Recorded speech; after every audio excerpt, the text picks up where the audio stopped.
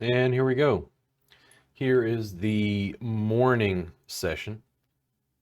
I say morning because it's February 2nd and it is 11:44 a.m. I'm my own boss, make my own schedule. I had a horrible run last night. Oof, man, couldn't make anything stand up. Oh, I had that three of a kind, two pair lead on a guy, and after the turn, put him all in so he could draw his jack on the river. And what card did he draw?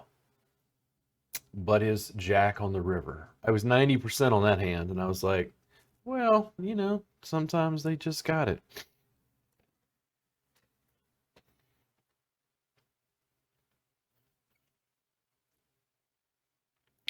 Hope springs eternal when it's only $1.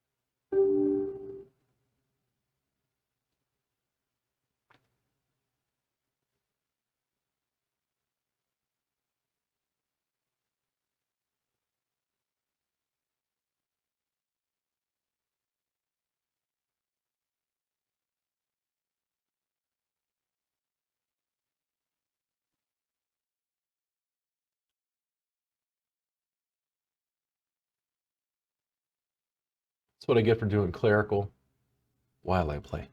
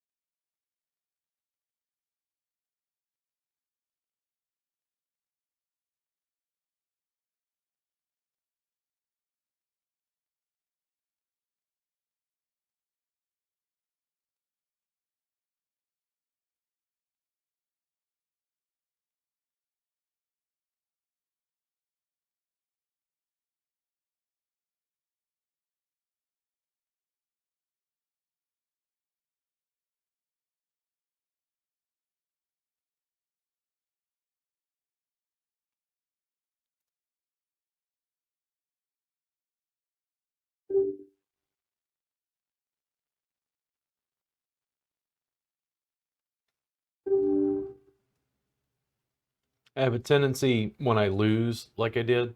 So I took some wins, I loosen up more, and then I start getting my ass capped and then I tighten up again. I see a lot of that, and I'm trying to figure out the flow for how that'll work for me.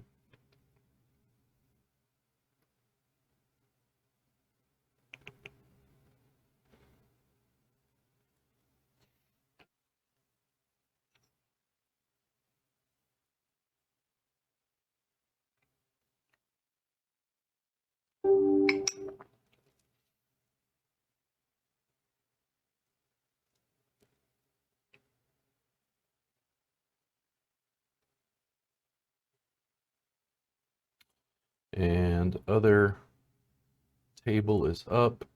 Looks like we're pretty well set there. Let me see. There we go.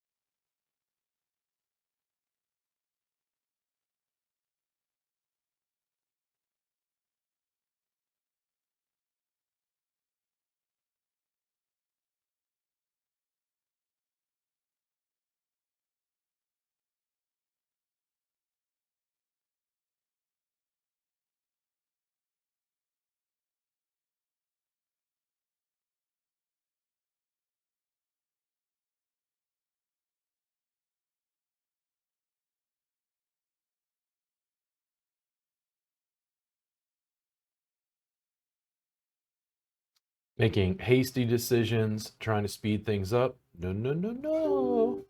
No, no, no.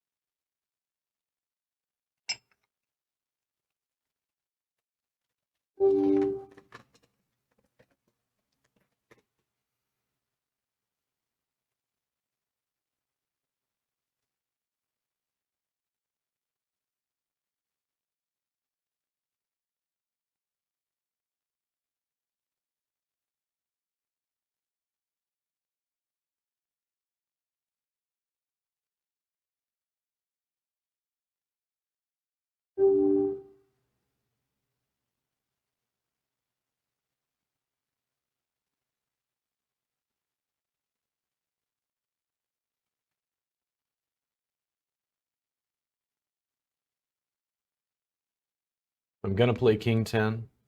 Preferably it's suited. Preferably I'm in position. And preferably it's against a guy who just limped.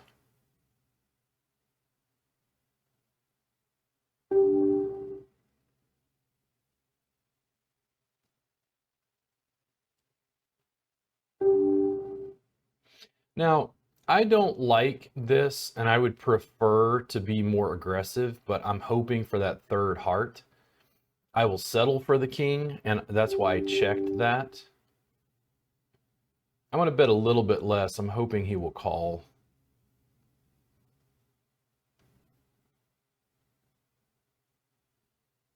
The other table, I did get a decent holding here. I'm going to bet.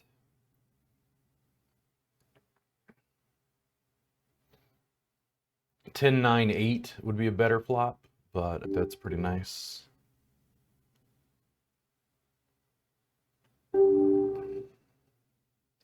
So 20 chips is just not quite enough. I'm going to bet a bit more. They could absolutely have king queen and have sucked out on me here. I doubt ace 10. I doubt they would have limped that. So the 2 I'm not particularly concerned about, but I'm going to just call their bet flat. Yeah. And I mean, what do you do?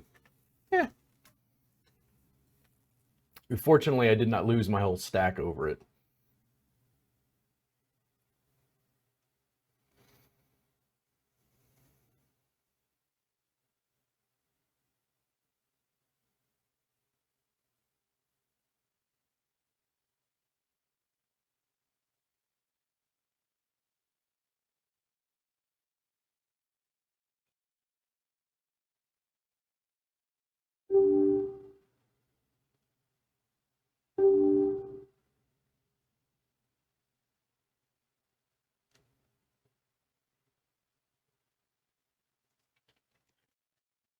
I'm also learning that the players are often at these tables lazy enough that if I'm in a position where I'm the first to bet, I can control the bet size. They're less likely to sit down and mess with the slider and change, bet sizes. We're gonna call that.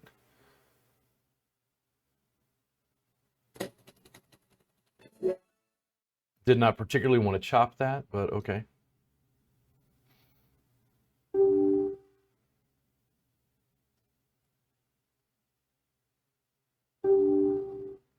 Lose the small pots, win the big ones.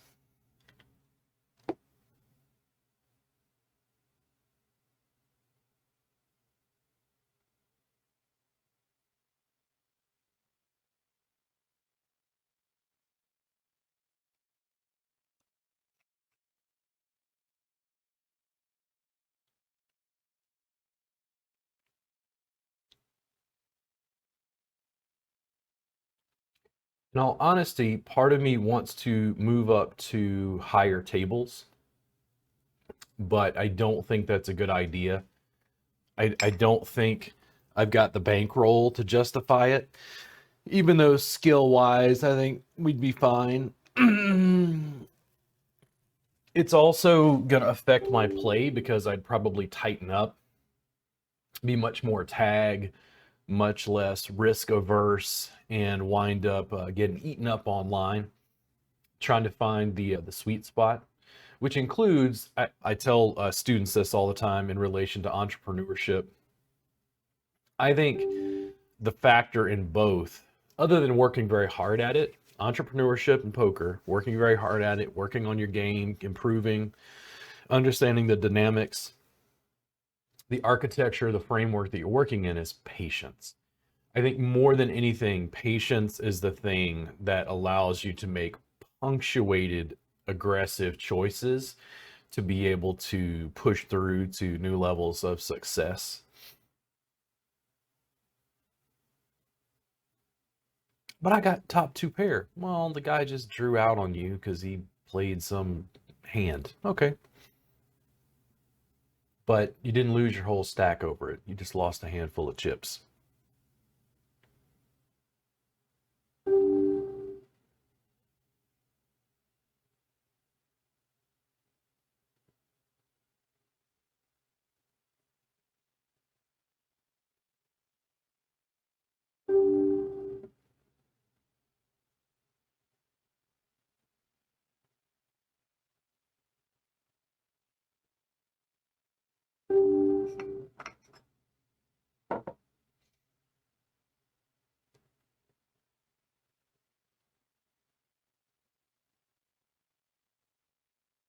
And more chips means more capacity to play back at guys.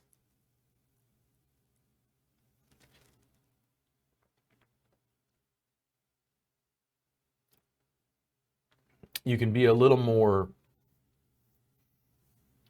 open to risk if you got a big chip stack.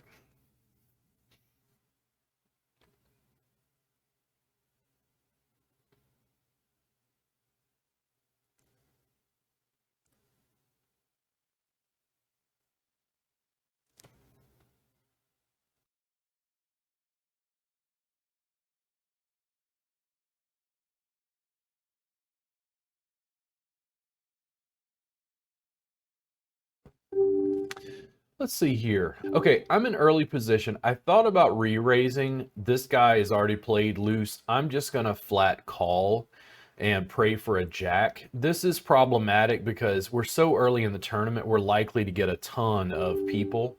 And even if I raise 5 times the big blind, they're loose enough that I'm probably gonna get callers anyway. I'd prefer to minimize the size of the bet. And if I hit a jack, are they going to think I hit a jack with trips? And I did not. Now, if I had bet 5 times the big blind, I've got this flop. Now what? I will call 60 just to see another card. This is probably going to be something I just let go. Just didn't board well. I will call that in position. This is just a complete trash board for my hand.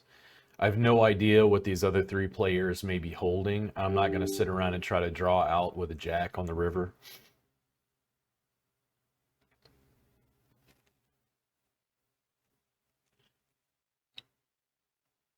Patience. Nothing has won me as much poker as patience.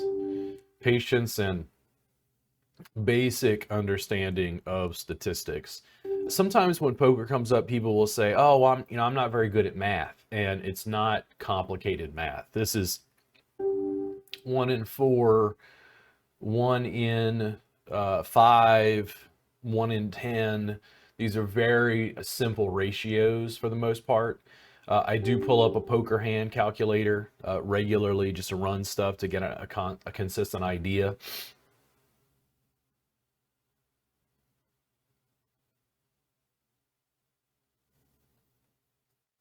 Simple math, especially at these levels.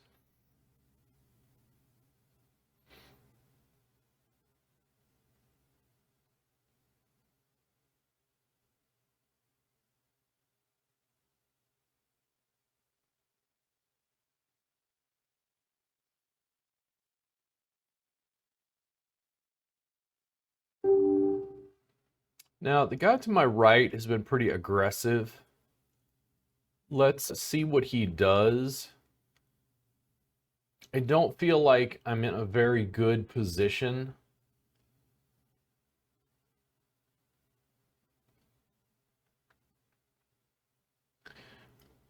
I'm usually not really excited about ace jack, though I will make just a standard bet here. And I doubt if any of them will fold, by the way. But do I want to just jam my whole stack in with ace jack suited? It's not a bad flop for my hand. I will call that. That's almost a perfect bet size for my draw. That's pretty nice for my hand.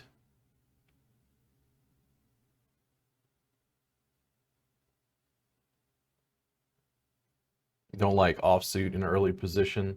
I'm going to bet half the pot here. This is likely going to get someone to jam all in. Could have ace queen, could have something else. No telling. Also pretty good for my holding. I doubt he had queen 10, but we should find out soon enough. This over here, like what the hell is this? I just didn't hit anything. I'm going to go ahead and call here. There we go.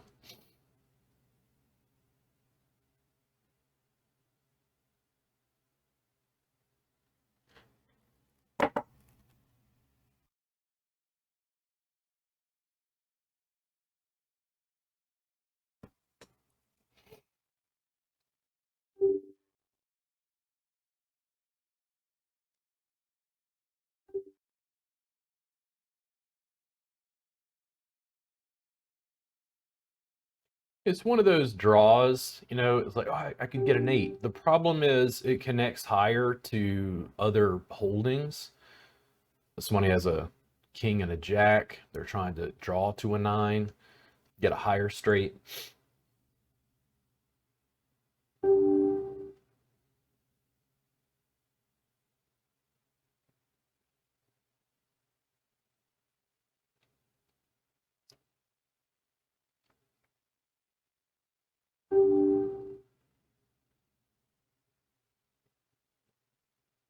Nope. Just let it go. Don't know what's going on. Tiny, tiny bets.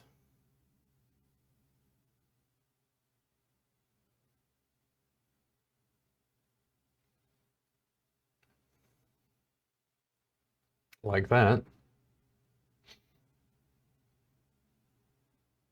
32 can go all in. I'm not too concerned about that. That will not make a significant dent when I lose and have my aces cracked.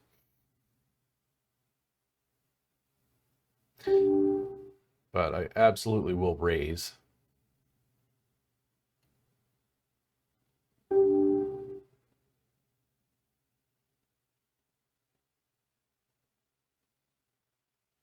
If they had a diamond draw, they were likely to call on that.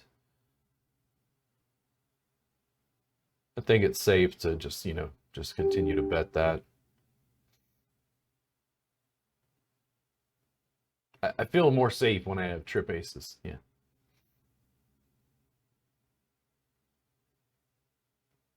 Not super excited about that. Patience. Again, like, why was I getting just pummeled at the table? The jack hand? I would have lost that anyway. It's hard for me to say how the betting would have been different if I'd have played it differently, but sometimes the guy is just going to draw out a better hand. But I had three of kind. Well, he had two pair and hit a full house, so happens. He only had a 10% chance of drawing that card on the river. The patience factor, if you can wait for the right hand in the right situation against the right opponent, now you wind up with 2,000 and they got 585 left. There you go. Yeah. I think also I've been watching Lex's tournament tutorials or tournament games. The tutorials are like hand analysis. I get a little more information out of those regarding the statistics. But looking at the online tournaments, I'm fairly certain there's some video editing going on, and it's of course favoring hands where there's a lot going on. If you watch it through, it looks like, man, it's just hand after hand of excitement. No, that's just edited in such a way where it's when he gets to the final table, it's featuring those a little bit more heavily.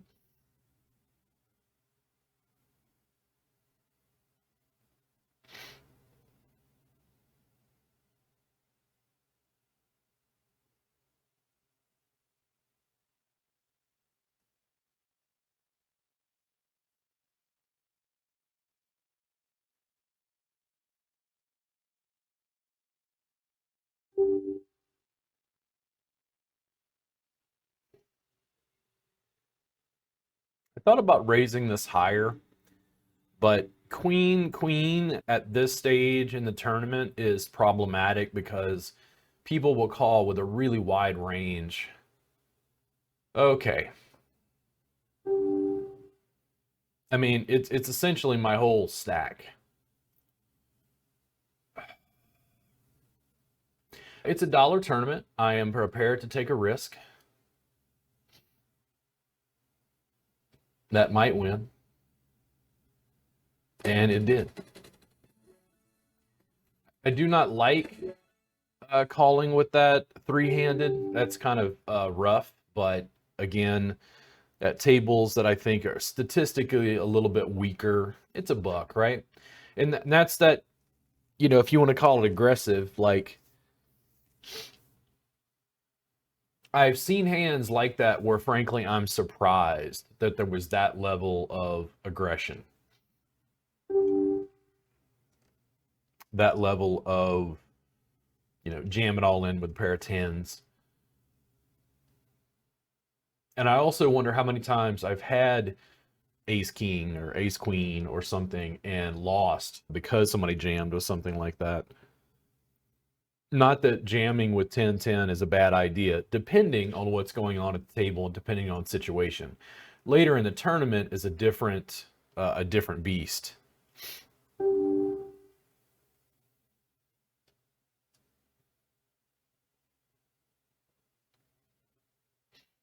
And this is what I mean about, patience. if you wait for the right situation, and I could have easily gone out. All I had to do was catch a lucky card. I love reframing my perspective around variance instead of luck.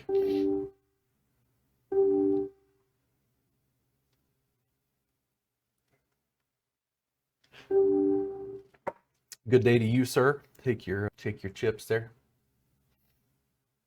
You are a scholar and a gentleman. Gonna grab some more coffee.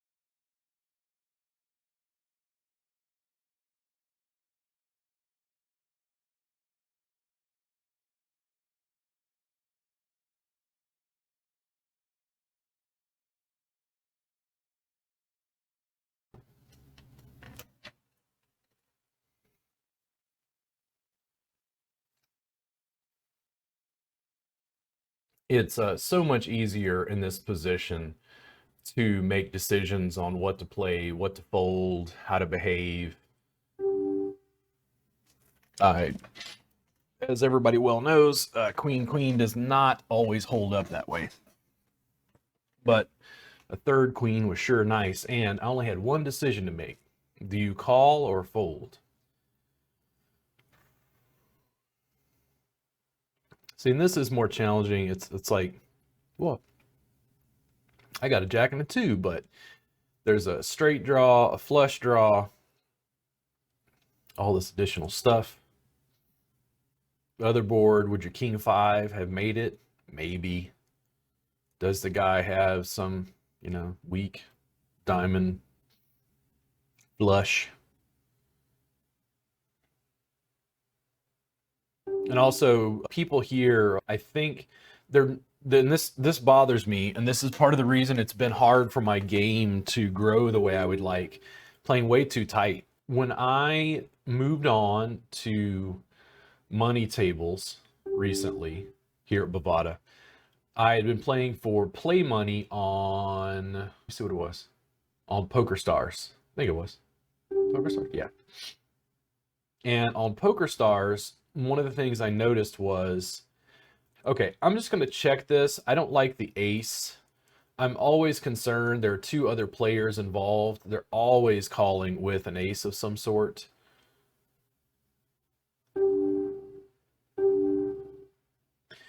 The challenge is I don't have the diamond draw. They're betting half the pot. I would prefer to wait for a better situation.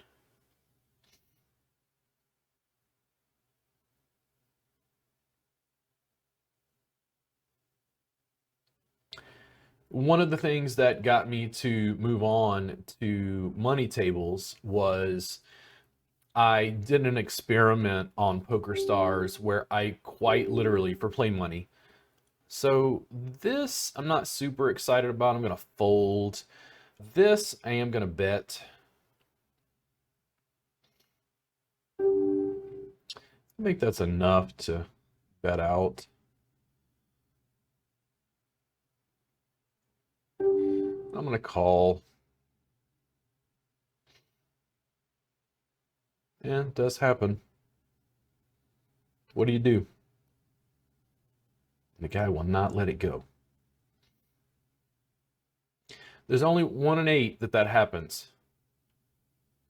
Go ahead and just put that in. I don't have anything left.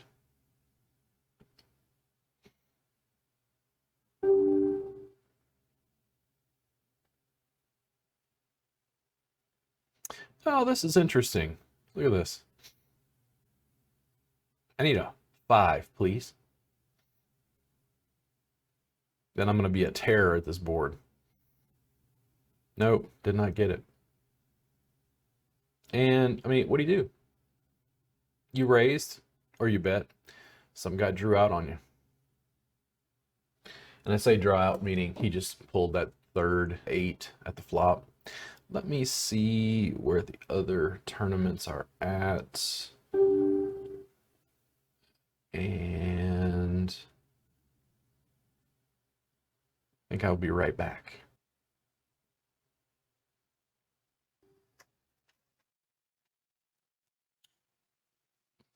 Let's see here.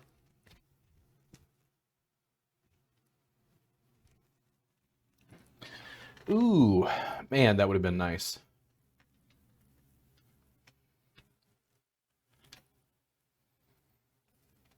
And I'm gonna check here. Okay. Let that go.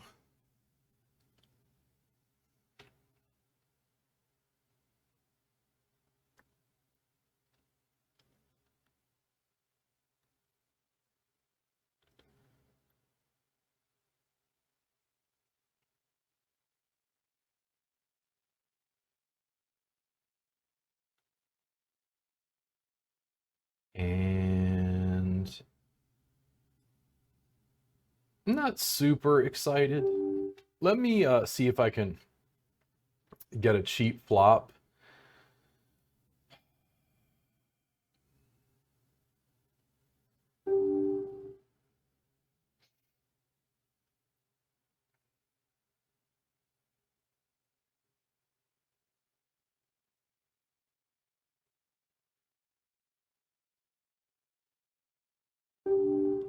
Did they give it to me? Very happy if that is the case. We're getting close to the bubble here, so they're probably tightening up a bit. They're waiting for this guy to go out.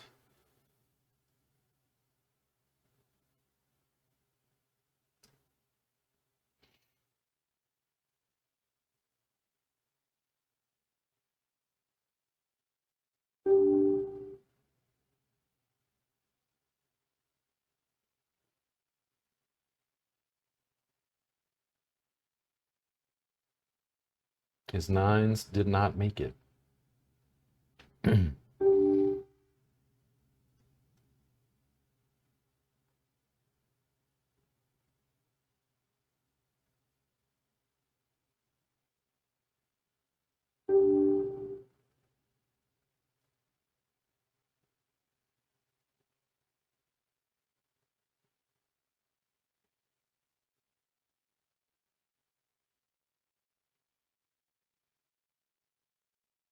Punctuated aggression, right? I don't want to give him the 300 chips, but I don't really want to see a flop with a pair of 3s. He could be ahead, 4s or higher. That was more of a get out of my way.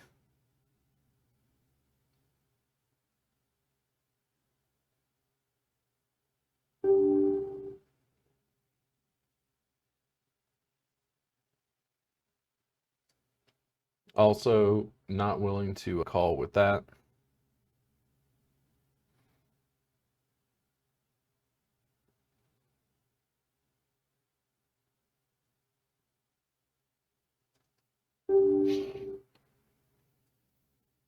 Punctuated aggression.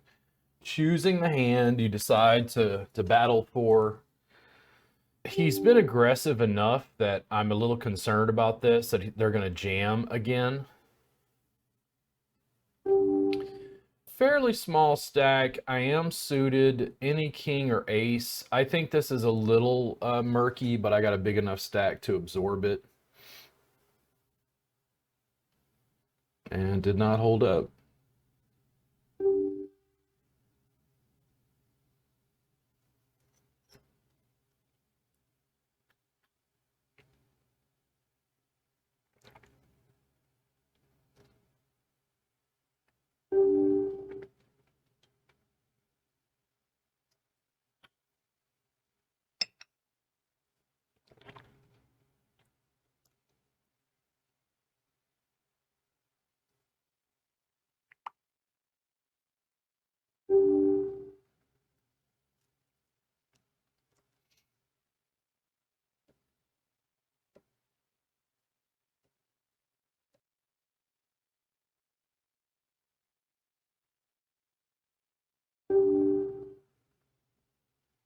Now, what if they jammed this? Well, I'm probably just going to let it go.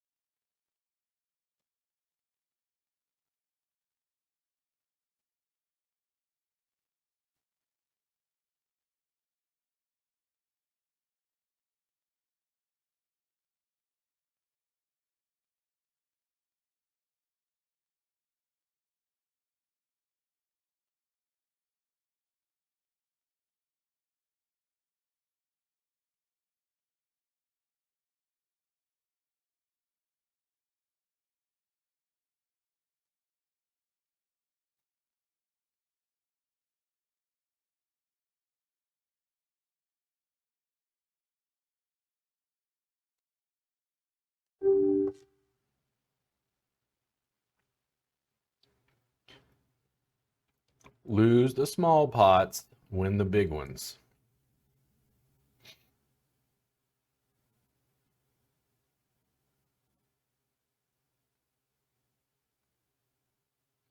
I may see if they'll let me see a cheap flop with this. It's not a bad hand for my holding.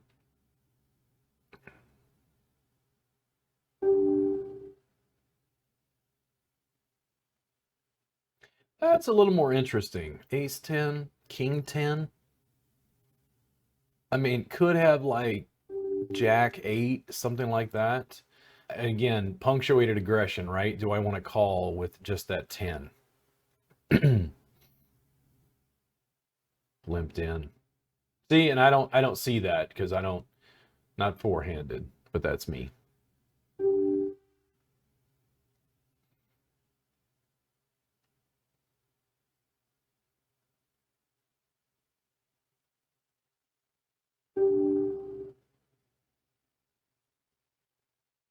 I almost think it's more potent if I have less information on them.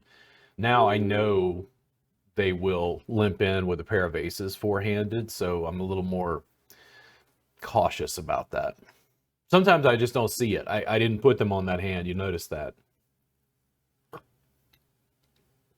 like, why would you limp with aces pre-flop? It's like, oh, well, actually, depending on situation, it's not a bad idea because it confuses people like me.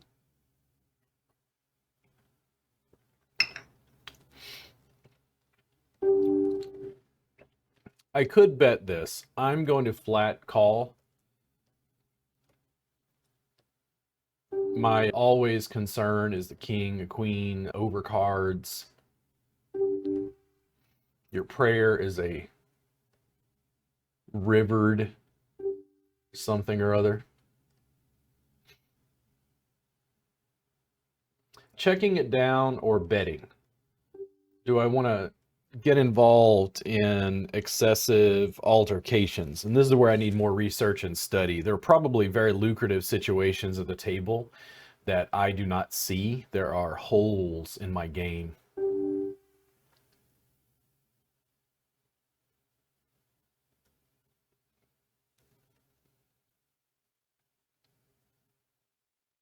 Put that man to a test.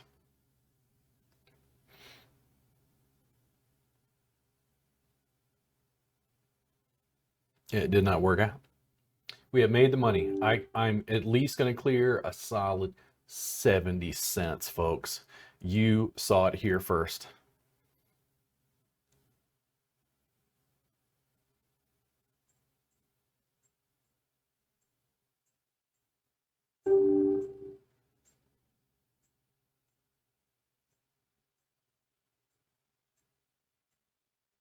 If they check, I'll bet half the pot. Not super excited about this one for that reason. Bottom pair, jack falls.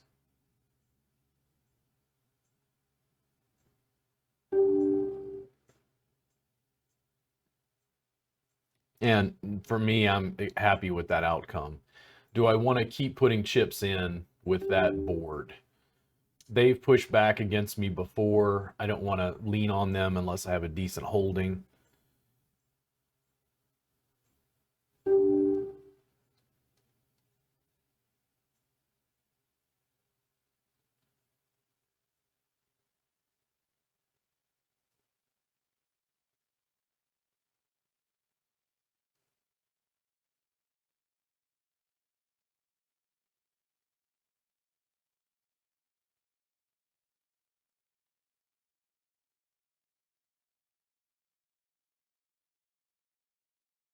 I like the ace, queen, queen to ace, ace limp in early position at a final table from a 27 player. The blinds are usually so high by the time we get there that I think that's a quite profitable way to get people to jam it all in. They get tired of limpers. A hand that has been problematic to me because it always looks like it's a good hand until it isn't anymore.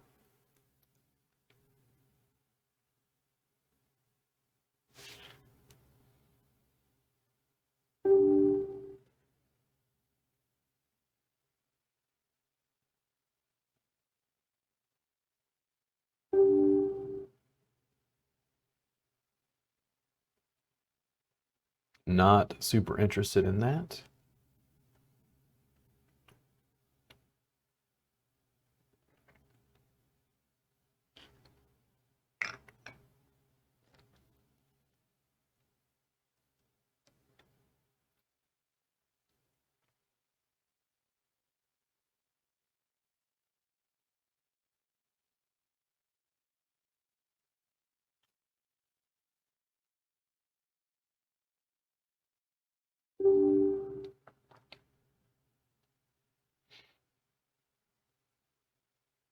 Not much, but again, only by one card. A 7, 2, and 8 is what took that. If they would have really bet that, I would have sat down, counted the number of hearts, and gone, no, I can't call. And then I'm losing a lot of chips. But, it's just certain situations. On the other table, when I bet the ace 10, totally fine. It's only 1 and 8 where the guy's going to catch it.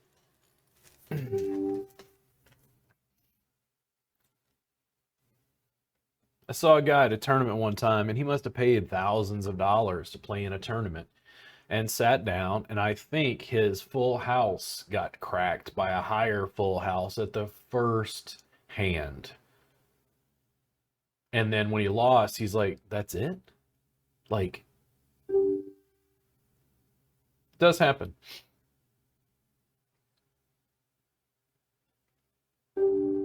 I really like tournament structure. I have almost no practice playing cash games, they call them.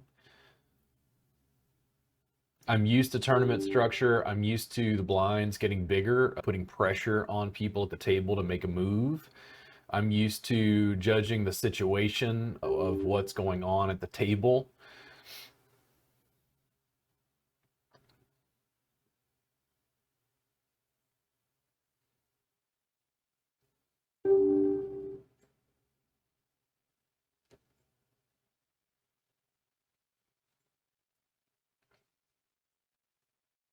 There's another 9 player about to start. This is about where I like speeds up here, 3 players and up.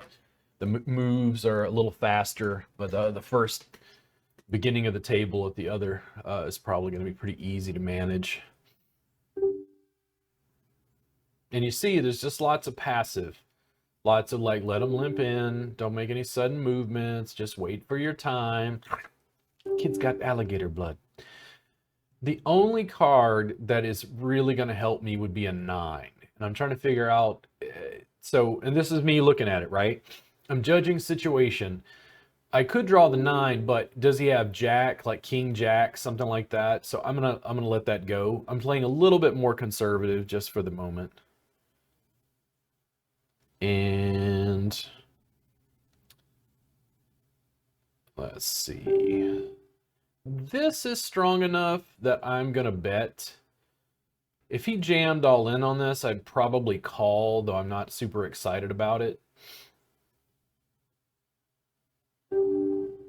Now, let me see if I can get this other tournament loaded. There we go.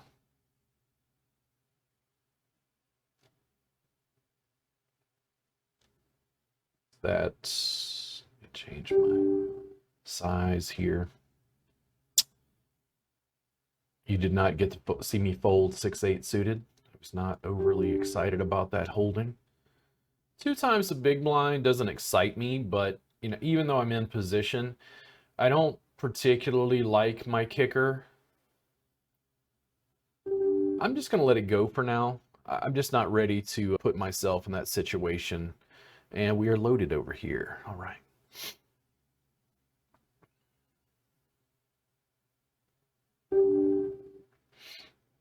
My hope is to get heads up with this guy and then take him down. See here, this is the thing I didn't want to play back against him. Very inordinately close. And he did take it, so we're heads up. Much easier decision making from this point.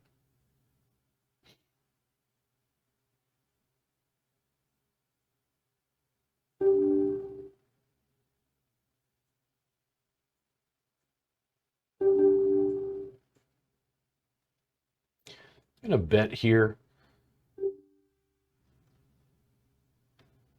I'm just going to bet half the pot. They could have drawn the flush. It's real hard to say. Yeah, they have 7.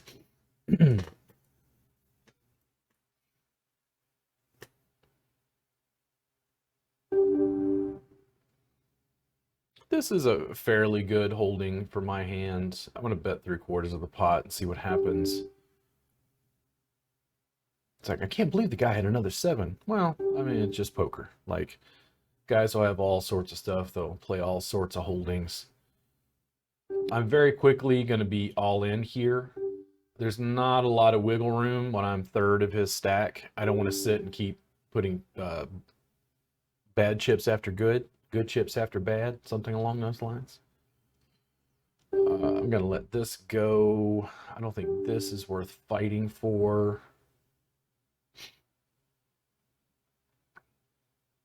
That 7 was very lucky for him. I would like him to limp, please. Thank you. I will check that, how excited am I to bet when the only thing it's going to give me is that 9. No bets, no bets, no bets. And was I ahead? Ah, you saw it here, folks. This is the excitement. Patience. I've only got to double up once, and then I'm a problem. Right now, I'm more of an annoyance. I like seeing a flop with this. You'll see that so any 8, any 4, this is an interesting hand. What does he have? He limped in with something. It's probably better than my initial holding. I'll let it go here.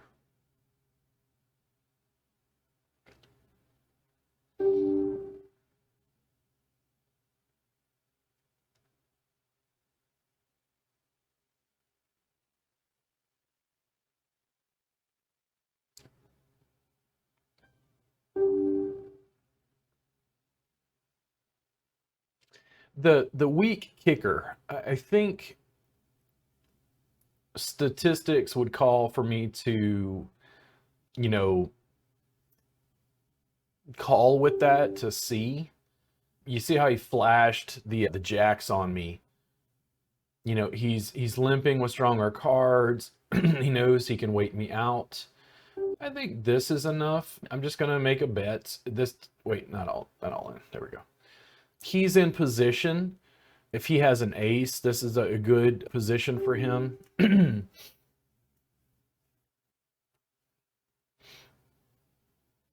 you can't tighten up too much. You gotta make some sort of moves, right?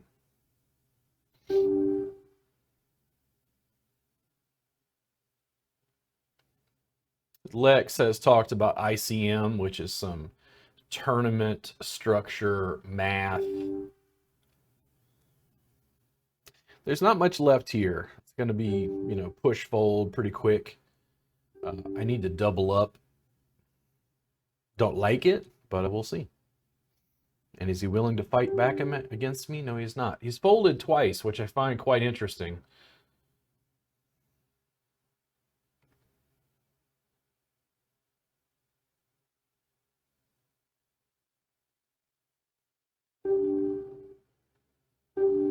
Limps or 2 times the big blind, not super impressive.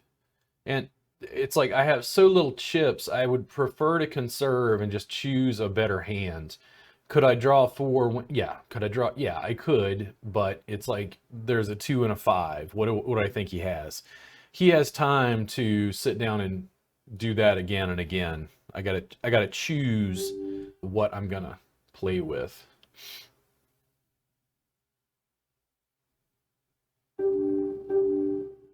You ready? We salute you, poker gods. Let me see this. A 5. Did not get it. 270 is okay. I mean, I took a second place. Why would I be disappointed in that? I did make the money.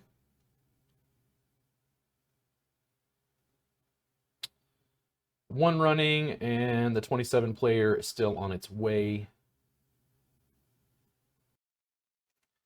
Let's do some quick analysis. So 270, I put $1.10 in, which means I bought another buy-in. Second place isn't awesome. Of course, you want first, you want 450, but if you play 4 a day, yeah, taking a win is a win. Should I have jammed or called 6-7 suited? Debatable. I'm not overly concerned about it, just poker, especially at $1.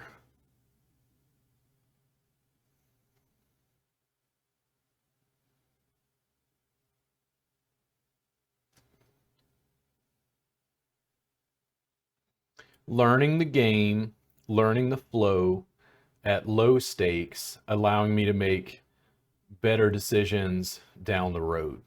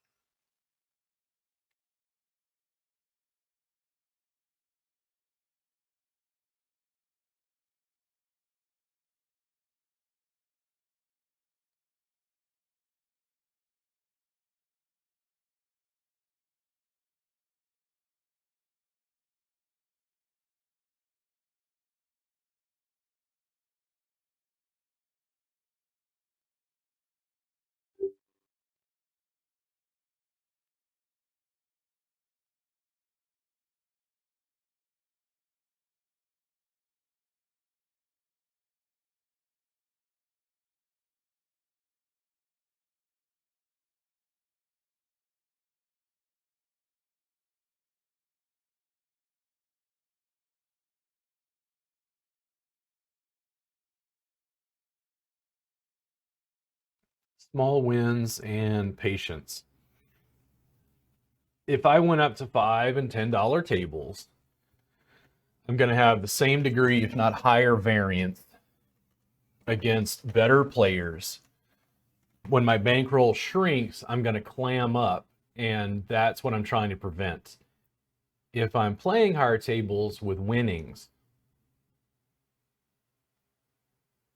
the slow build, the grind. How much glory does it have? Does anybody care how many hours you spent at the table?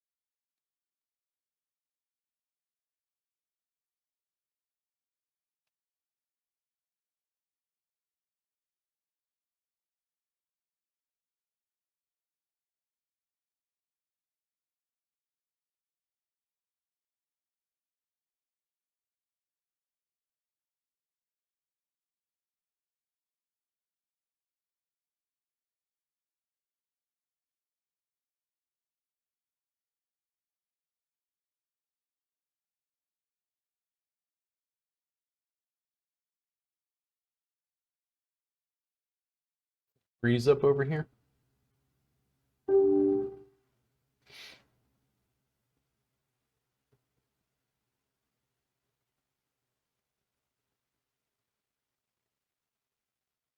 Also, on another table, I think it was the same table where I had the queens and I won that all in against two other players.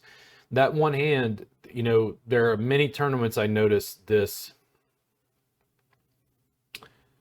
The one hand that makes a huge difference. It shifts the power structure in the tournament overall.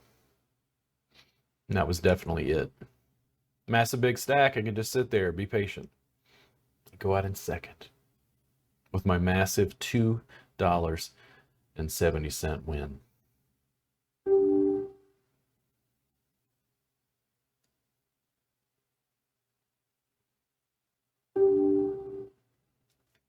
Did not want to give him another card. Not this early on.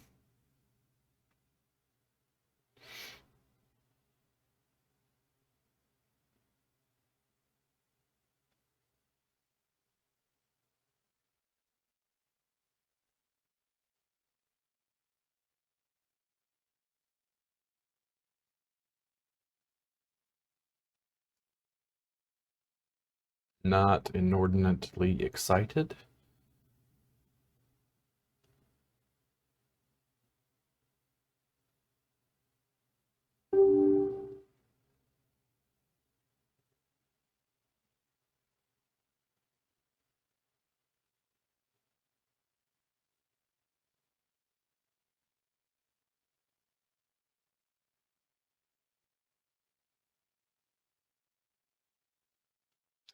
Bankroll management. It goes up, goes down.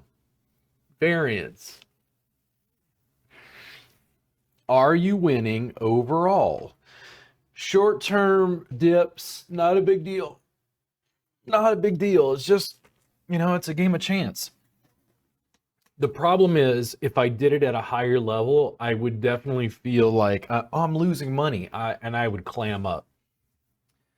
I know enough about my play to know that this is where I belong for now, is at dollar tables. We amass a bankroll, we win consistently.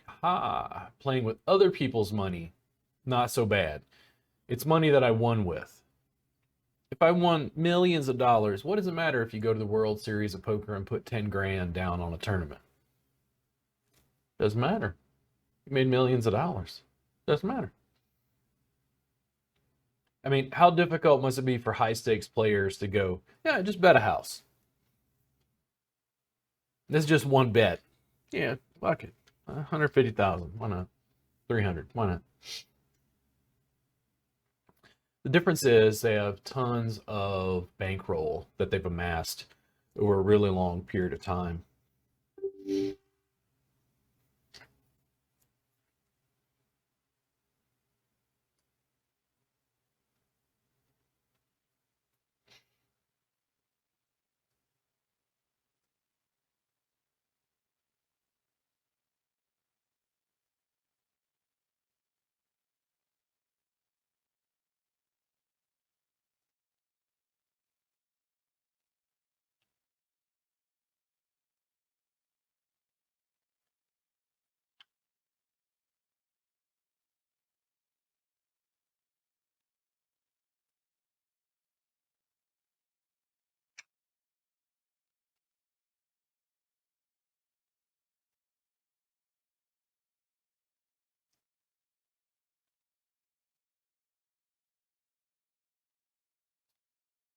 It is a Wednesday.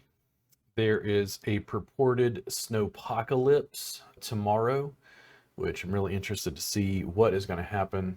People in Austin are clamming up, to say the least. They are very nervous about the snowpocalypse. Our energy grid, a bunch of other things that makes anybody above the Mason-Dixon line laugh.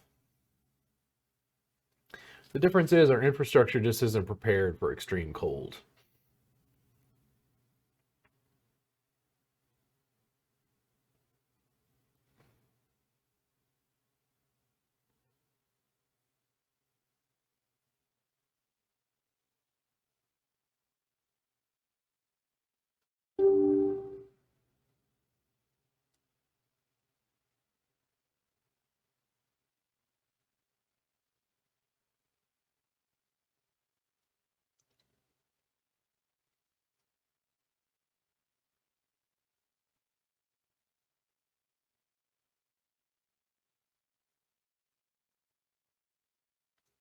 You don't want to sit down at tables you can't afford to play at.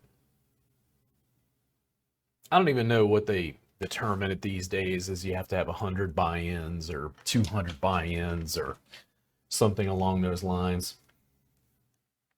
I know that I am a fiscally conservative.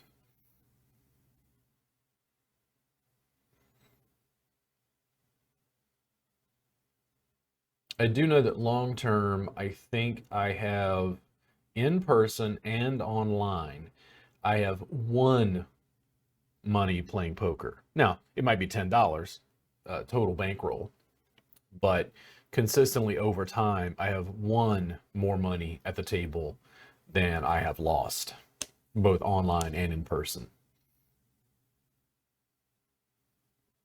Interesting. That moment where they looked at each other and he got it. That sucks, man. When you have AK against somebody and somebody cracks that, you get their flush. That's frustrating, but it does happen.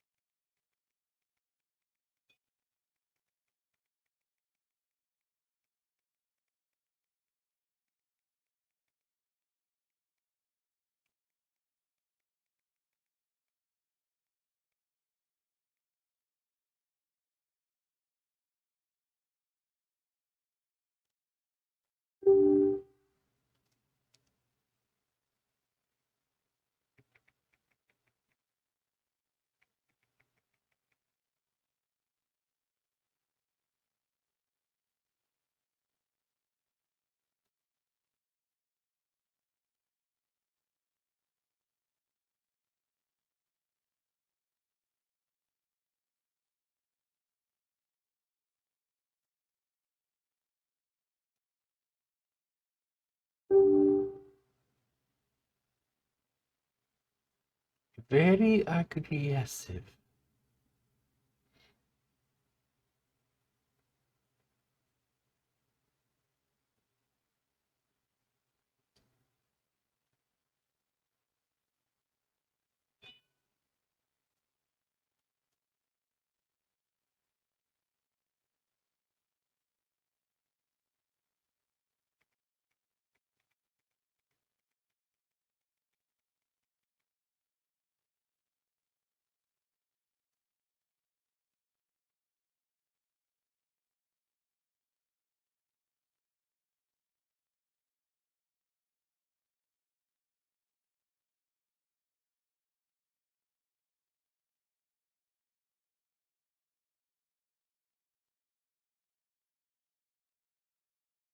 Going through COVID, teaching online, doing the stuff I'm doing, it kind of puts me in a weird state. Everybody's anxious for Omicron to die down. I'm in a just a weird spot, man. I was already introverted, and COVID just made me feel like the Unabomber just sitting alone in my apartment, pondering the fate of the universe. It's going to take a little while to get back to normal. I had a counseling session yesterday, and my counselor was asking me about going out and socializing, and I'm like, do people do that anymore? Like, maybe I'm in another place mentally. I just seemed kind of weird to me. I'm like, you mean people shower, shave, put on clothes, and prepare to go out and be around other people?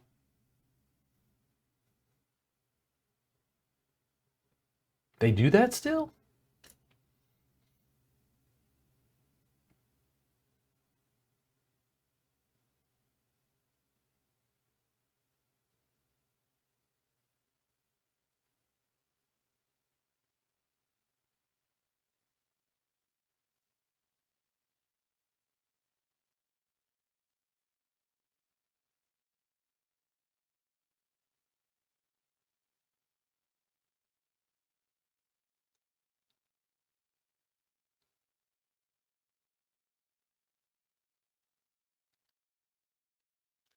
Patience.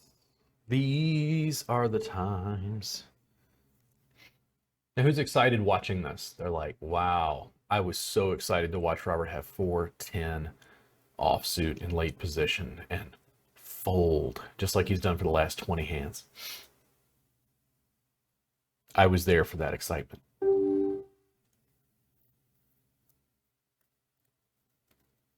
We're in the teens on a 27 player for $2. It is on its way. Usually, when it gets to about the halfway point, people will start to sign up more rapidly. We'll see about that.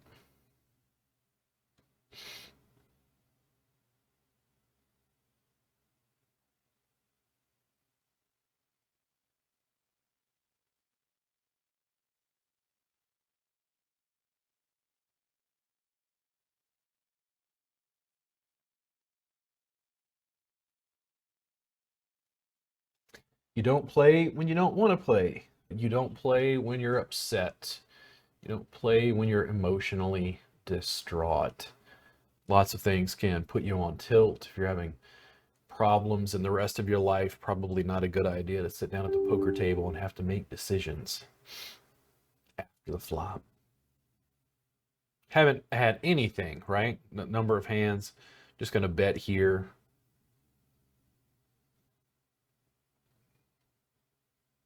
Fully prepared to lose my 150 chips, but got to do something eventually.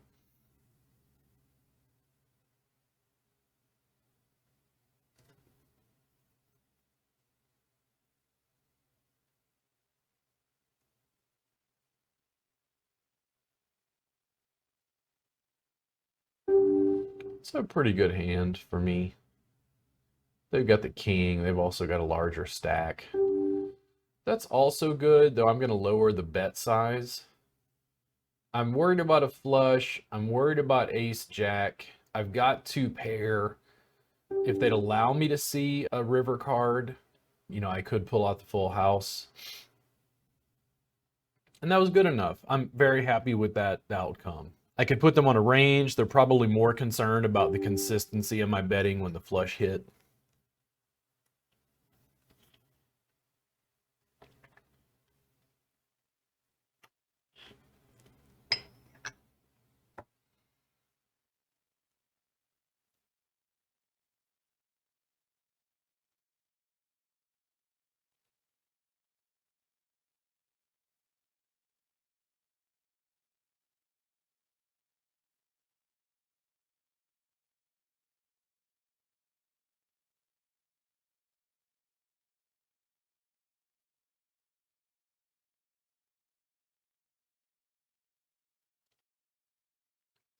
Copyright is interesting, and in social media, I wish I could have a soundtrack playing along with my poker playing, but it would break copyright because the artists own the song and da da da da da da da da, and the music industry was not prepared for digital distribution. My classes, same thing. I used to love playing music. Galactic, if you're out there, I used to play a ton of Galactic in my classes. I thought it was upbeat, funky, reminds me of New Orleans and back home, but didn't want to have to get copyright strikes on everything on YouTube. So, yeah, classes are quiet. There's no music in the background. But I really wonder how digital technologies and how that's going to change over time. If this guy lets it go, if I'm only against two other players, this is likely going to wind up being an all-in if I have to. If the small stack shoves, I'm certainly calling. He doesn't have anything to defend with.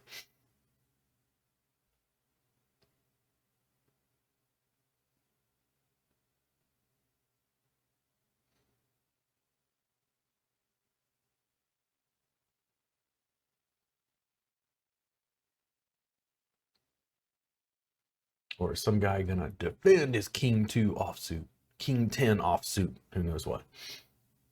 Who knows? I'd prefer more, but hey, I'll take it. It shows I'm not dead over here. There is something going on.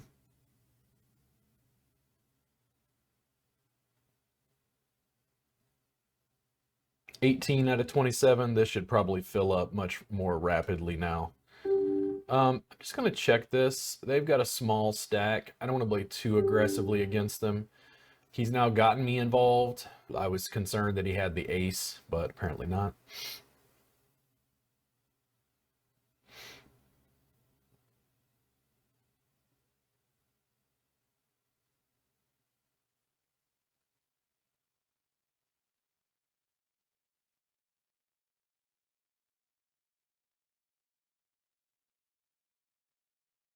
What I do with this depends on what comes ahead of me.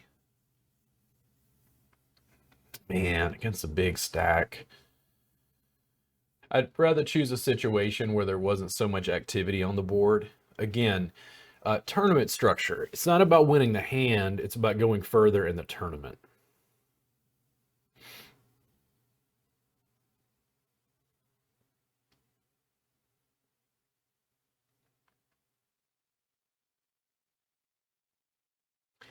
Part of my challenge here is if these two guys fold and I bet, the other guy in the big blind is sitting out. I'm afraid that the small blind is thinking I'm trying to steal. I'm probably going to just bet this standard if the first two guys fold. And then if the small blind goes crazy and jams, I'm likely going to let this go and just give him some fold equity. That is not how I will be playing this out.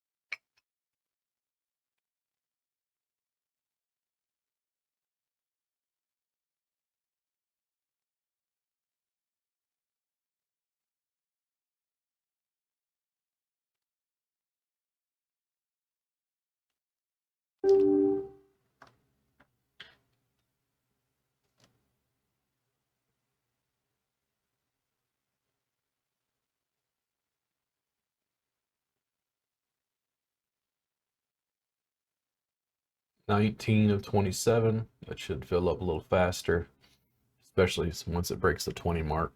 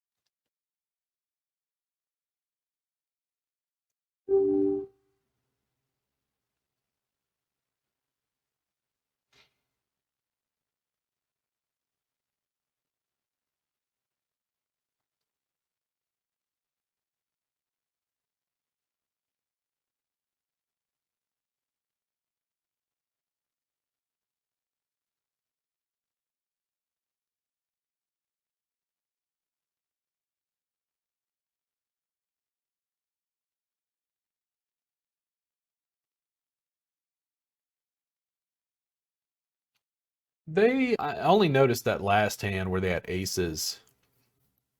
Huge stack. I don't even know how they got there.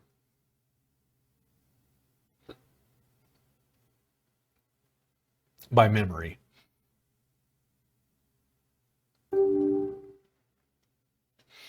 My kicker is not inordinately strong. Choosing your position and weapon on the battlefield is important.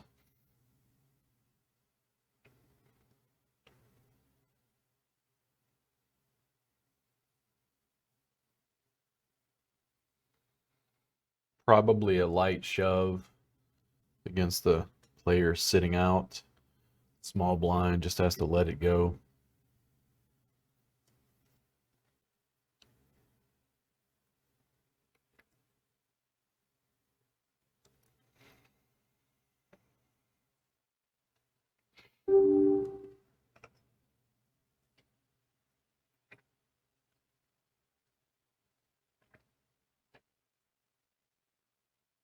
Jams, no. Standard bets, I may call. It's a precarious position. Pair of sixes. Do I want to jam here?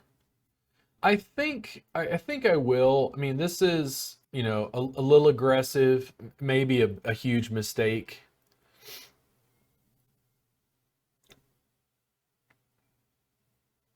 There we go. Not super excited about it, but their chip stack was pretty small.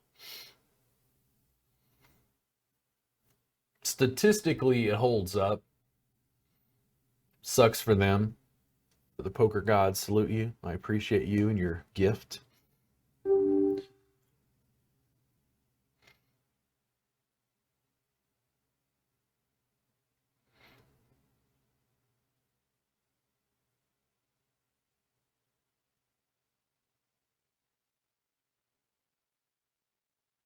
If it folds around to me, my challenge is I'm concerned that the small blind is going to feel like people are stealing. And if I was suited, I'd feel a little better about the hand, but you make an easy decision for me. I will let that go.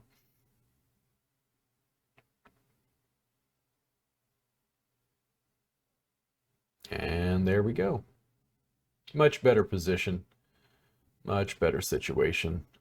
They're going to be short. This is going to be a lot of aggression from them. Probably push fold pretty regularly here on out. 24, 27, we're almost there.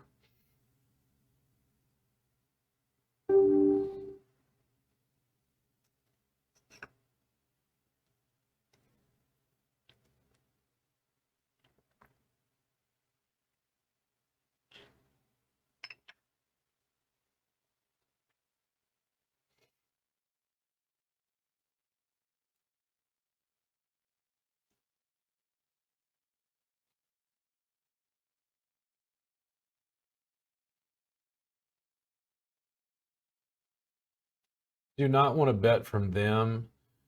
Even more challenging because I want to see a flop, but if they jam, I'm not going to call. The big stack is trying to engulf them, and though I don't mind the 902, I do not want to get involved in a struggle with the big stack.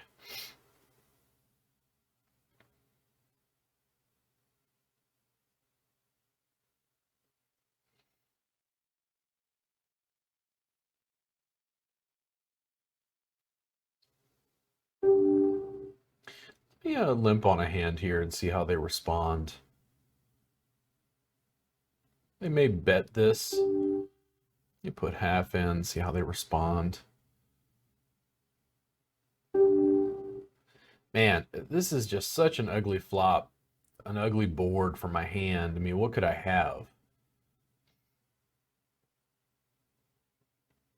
I just don't feel like putting more chips in the pot on that. I just don't.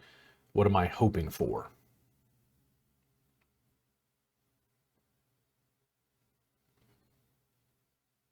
And we will open up the other tournament here in a second.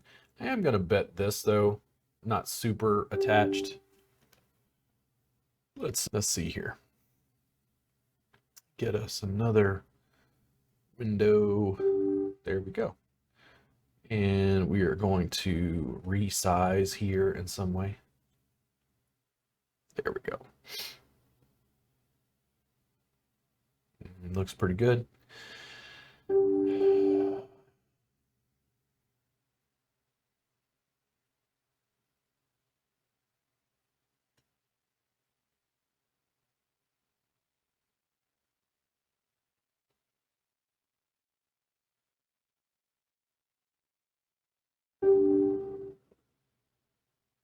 Part of me wanted to play it, but I just didn't feel like getting involved.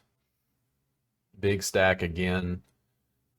So I'm gonna lean on people. That people are waiting for the bubble to burst when 427 goes away. I will probably bet this. And again, the 2070 stack there next to me on my left is just waiting for the other person to go out. I do not want to get involved in heavy altercations with this, especially when the bubble's about to burst. But we'll see how this goes.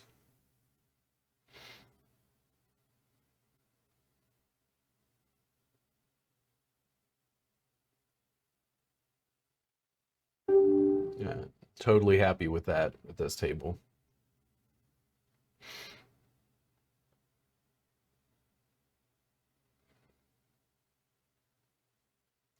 This I'd like to see a flop with. I'm almost hoping the big stack.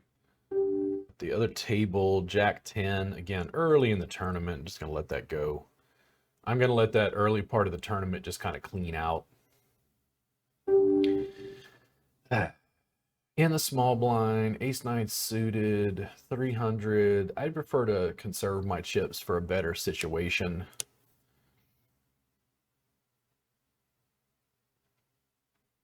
I think this is strong enough to make a bet against this stack. If I get played back against, I'd let it go. The other table, this, think about how ugly this would have been. Not super excited with this, just gonna let it go.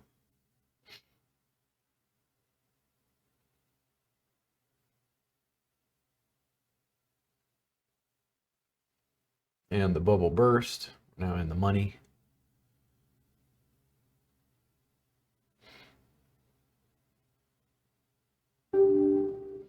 Other table, this, I'm just gonna check that down. 5 would be nice. Over here, 600, not really ready to see anything with that. The other table, this, just not, you know, the situation on the board is not improving.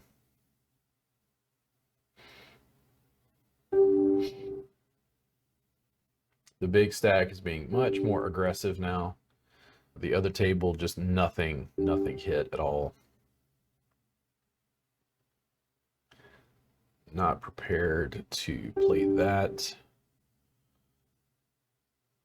Ooh, a limp.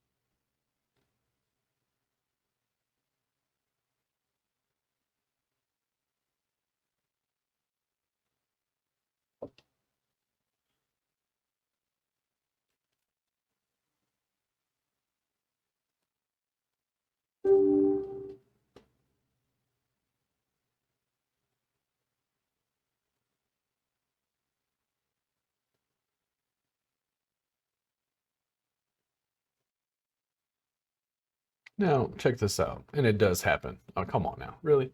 Really? Seriously. The challenge with a hand like this is who has the diamond flush now, and then who has a weak ace X that's ace 8 and better than mine. Though the full house, aces high, probably good.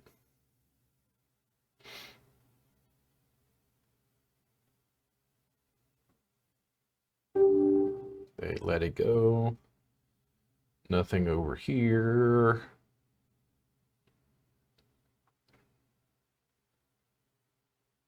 I'm playing, I think, fairly conservatively. I'm waiting for the small stack to get pressure from the big stack and get, put out.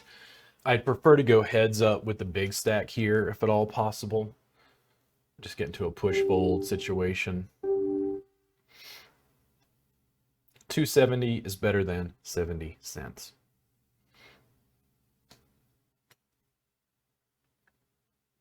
And I've not been very aggressive at this table. The other players are likely not very afraid of me. Let's put it that way.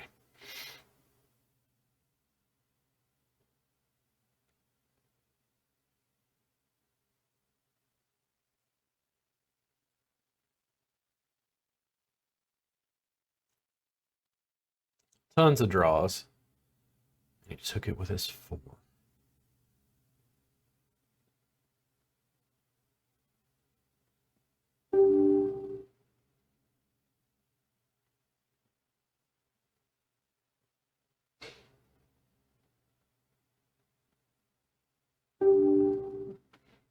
Not super excited with that holding.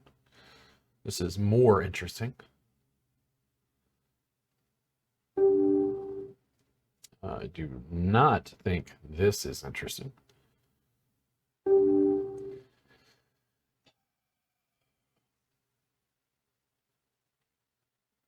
This is to try to push some of them out, though we're early enough in this tournament that is maybe unlikely. We will see what happens, and this is more interesting. 2 times the big blind, a jam, and I, of course, are going to fold, and I can't believe they let that go. Wow.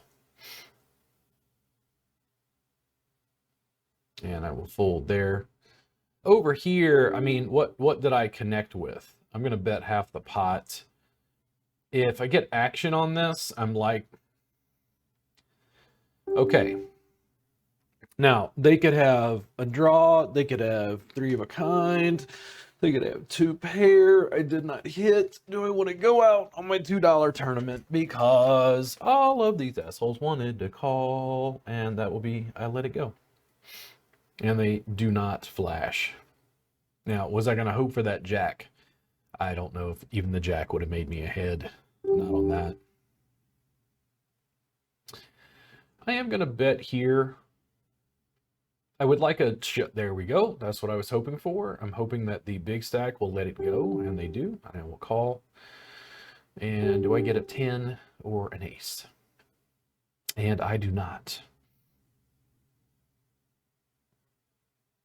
And therein lie poker. My kicker is not very good. I will not be putting up aggression here. How do I fault a guy who's short stack jamming 9-9? I mean, I would do the same. It's like, it sucks when your ace-10 loses, but, it's like we're getting to push fold territory much more rapidly. And I'm okay with that. I have made money. It's only 70 cents. But we have made money. And maybe he will be emboldened by his win with 9-9 and play against that big stack and get wiped out.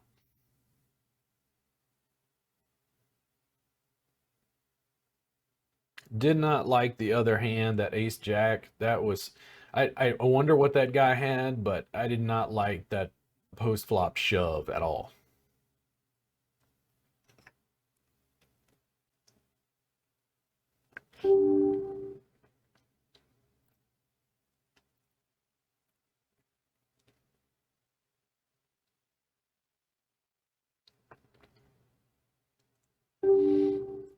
Do not like getting blinded away, but what do you do? This is strong enough. Okay, they let it go. The big stack is very punctuated. I mean, they're not leaning just with their stack. I'm not super happy with this holding, but I think I'm going to jam and see what happens. I have not jammed,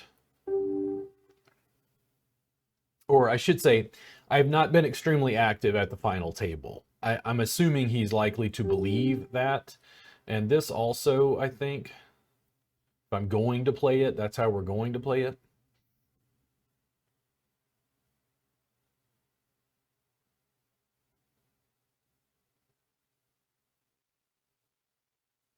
Come on, bro.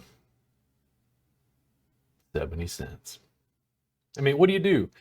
I don't know. That's just poker for you, I guess. Not super excited about that, but hey, that's how it worked out.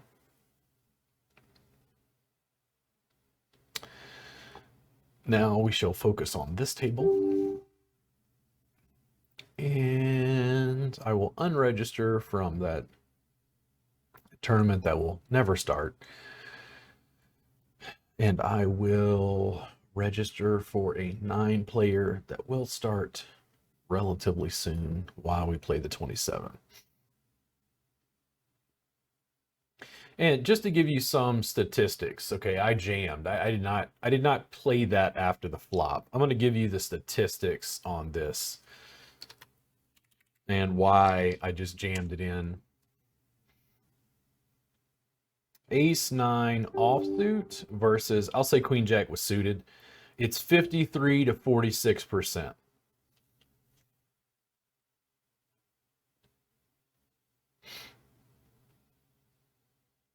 By jamming all in, I'm giving myself odds on the 53%. I would have a harder time calling with that Queen Jack, but they got a lucky flop. It minimizes after the flop betting. If I just made a standard bet, Queen Jack hits, do I think I'm ahead with just ace high? There's nothing left. There's nothing left to battle with. I had to make my final statement in that poker life.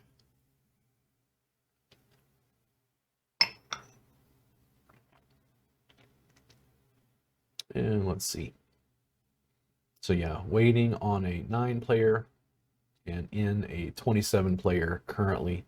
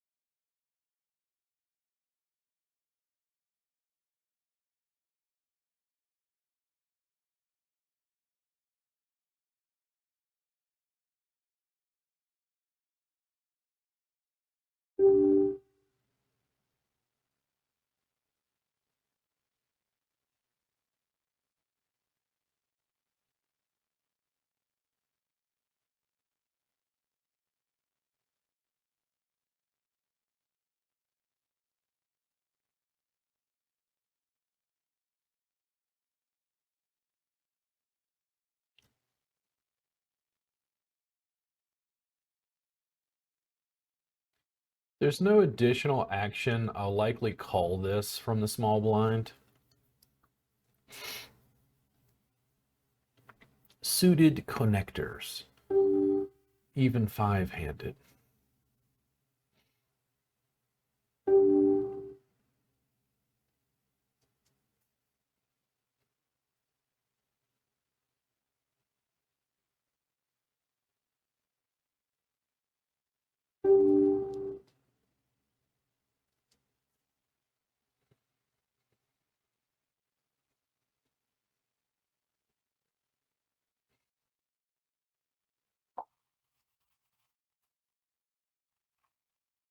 And they flopped it.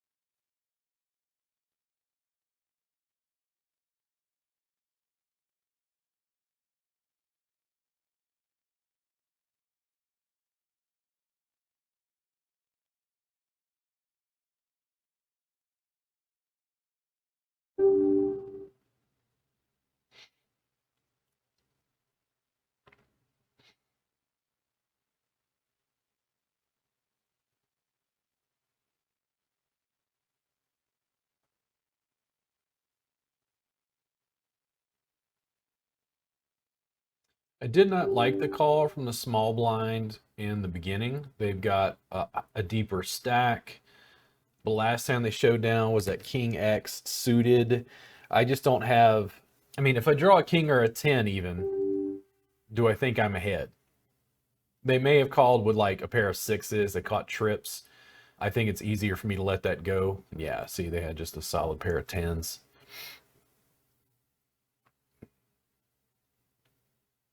Now, if I'd hit my 10, oh, I got a 10. I'm ahead. No, when they got a three of a kind. Situational aggression. And I know my situational aggression only got me 70 cents, but hey, I'm playing very small stake tournaments here.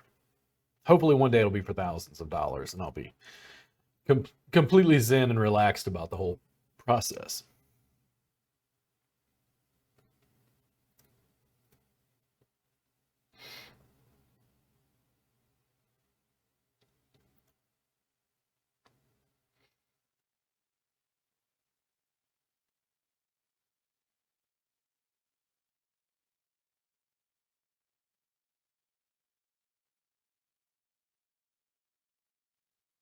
Also, turn of fortune. You know, it sucks that the guy jammed in. I had to let that go. Couldn't even see the board, but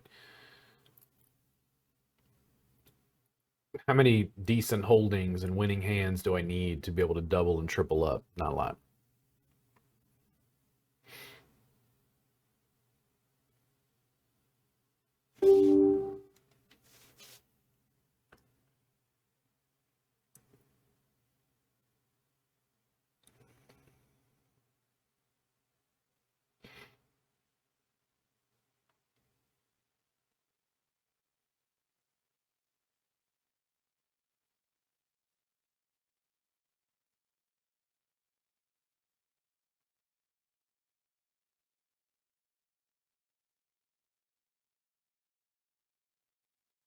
And the other tournament is starting. Let's see if we can pull that up.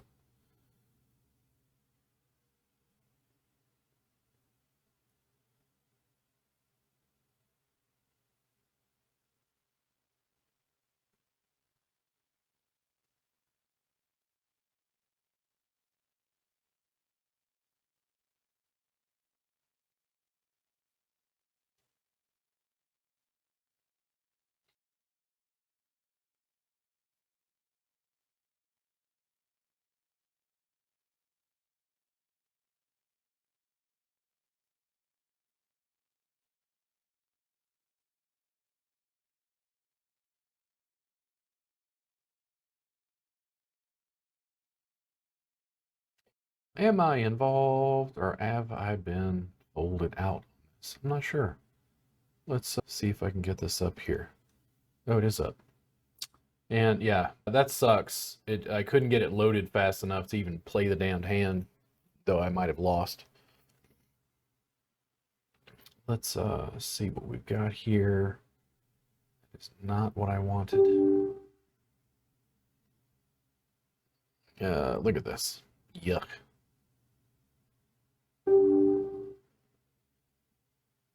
Over here, who the hell knows? Let's see here. Fold that. Going to make that a little bit larger. King 9 at the other table is just to let that go. No interest or desire. Now, fold here. Let's see.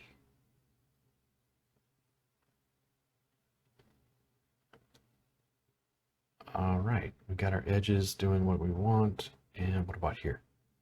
A little better. Let's see here.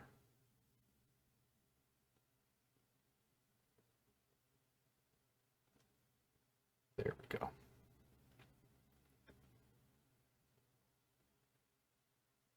And both are up and functional.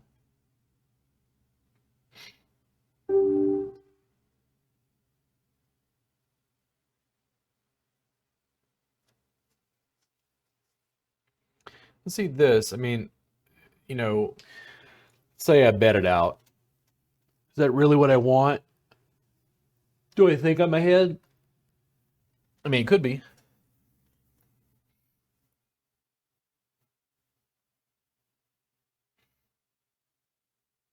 Three aces is not something I often want to. Oh, quads. Yeah. The quads that hit over here just a second ago. Yeah, that would have been nice. I would have had the winning hand for that. Not strong enough.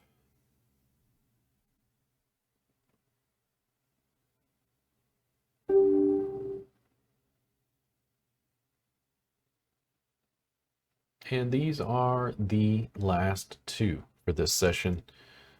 We'll see how this results. I'd like something more than 70 cents, but we will see.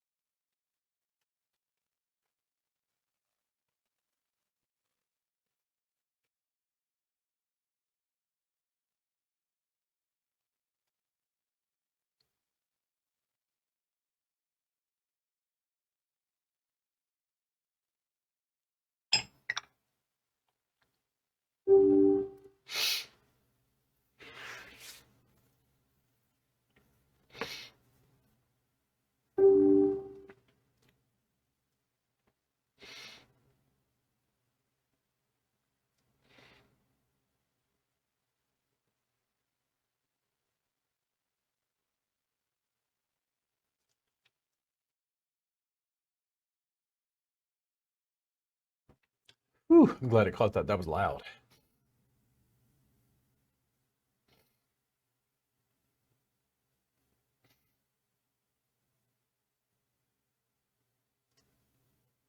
No, that would have been nice. Except the other guys got a 5 and an 8.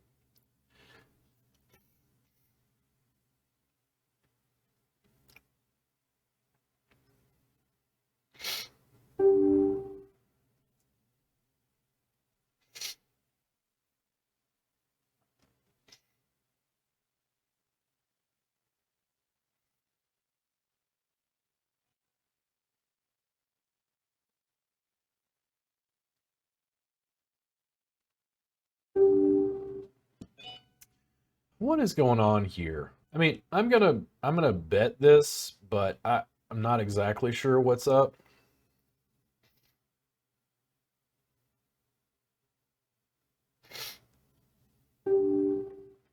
Okay, well, you're not showing any real aggression at this table, so I don't know what's going on. I did bet again and they let it go, thank goodness. I hate being in situations where just nothing is connecting with the board with a decent pre-flop holding. These players are so loose sometimes, it can be really challenging.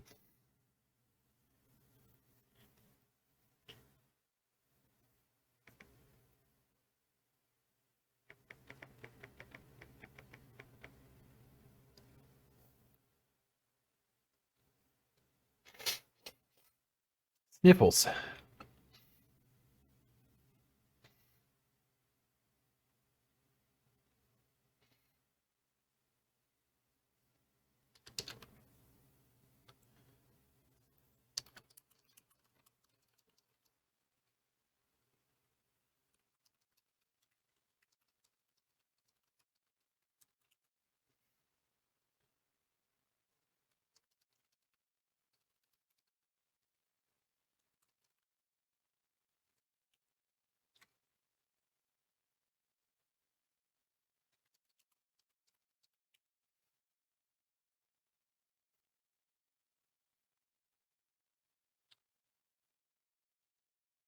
I flipped up my cameras on accident. Oops.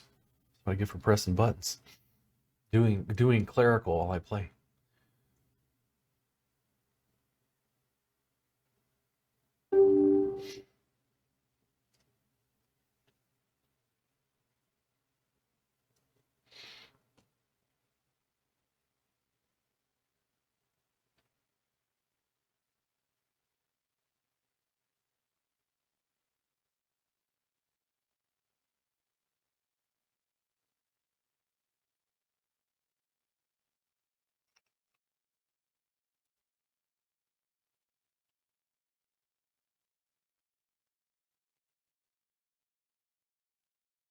I need to double up badly.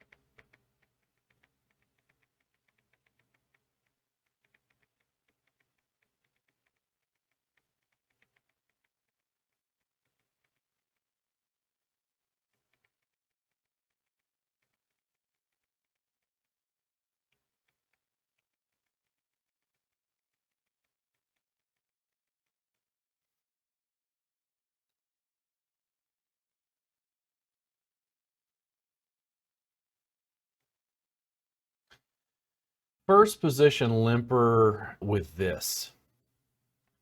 I am likely just going to check this down. If somebody bets, I'm just going to let it go. Not super excited about that situation. I'm just getting blinded away, just nothing over here.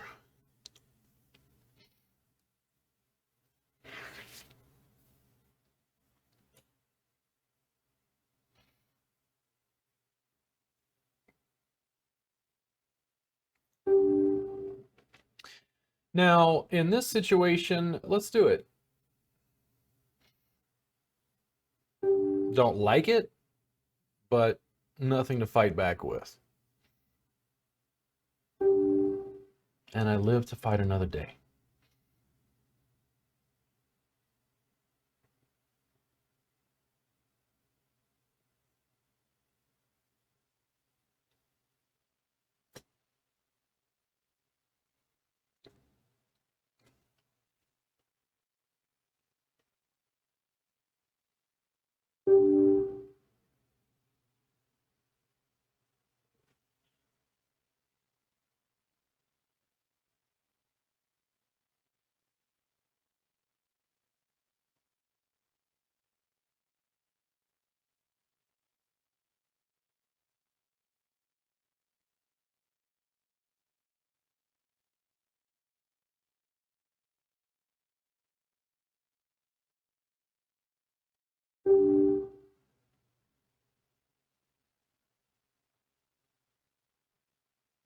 And let Jack 9 offsuit go over here. Not super excited about that. This, I'm not super excited either.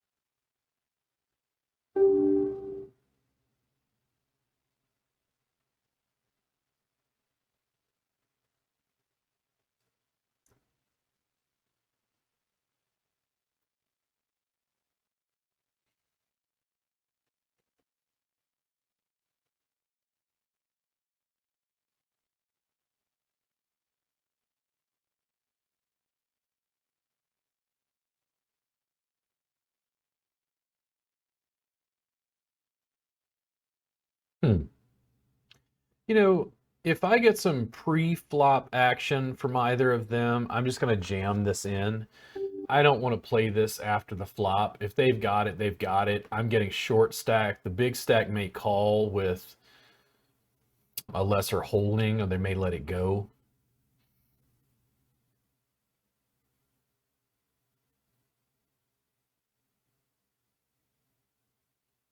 And I took it. And that's a better outcome. I didn't want to play that after the flop. I was also concerned that maybe an ace queen or ace king in later position would fold to that. I just didn't have, again, much else to fight with.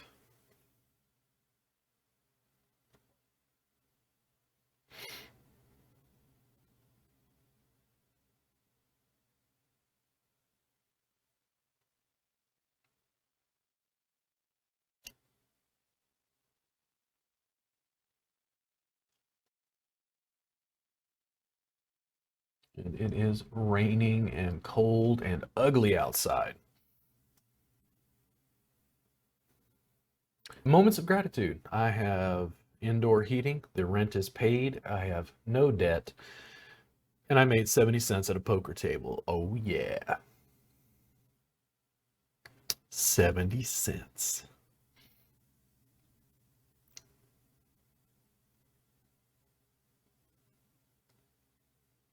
And very happy with this double up. You know, it's like I'm back in the game now. I can play.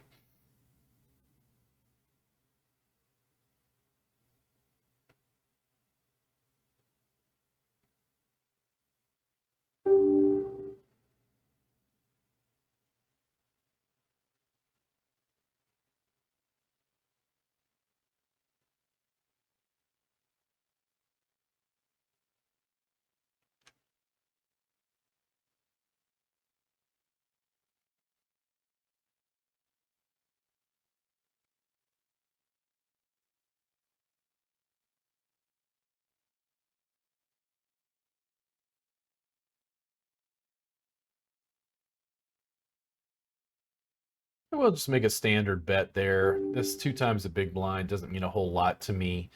The tens are not going to amount to anything unless there's another 10 at the flop. Maybe a straight draw. I'm completely willing to let this go, but I do want to bet it at least. I feel like it's stronger than just flat calling that. I do not want to see what this is.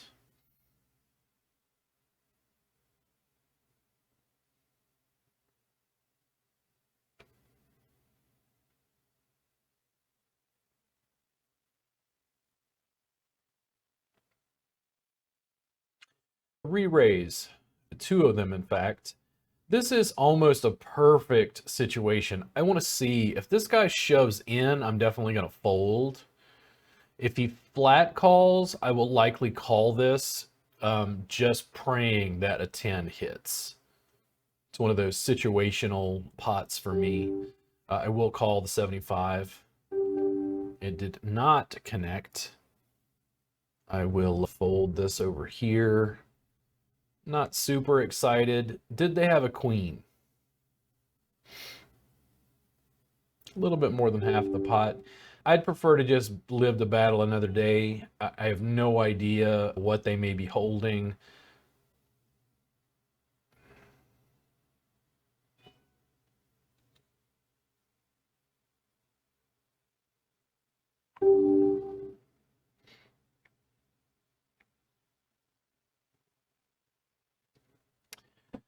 And at the other table, I'm going to make a standard bet in first position with a pair of kings, which could be a nightmare.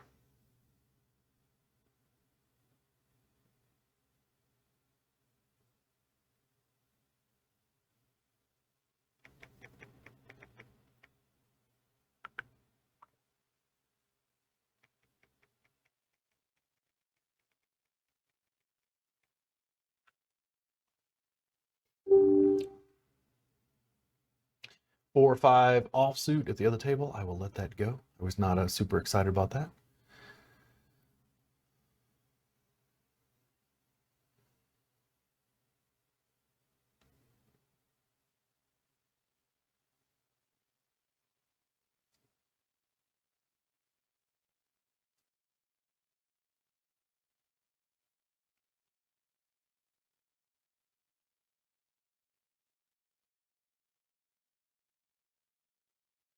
Ugly, ugly board over here.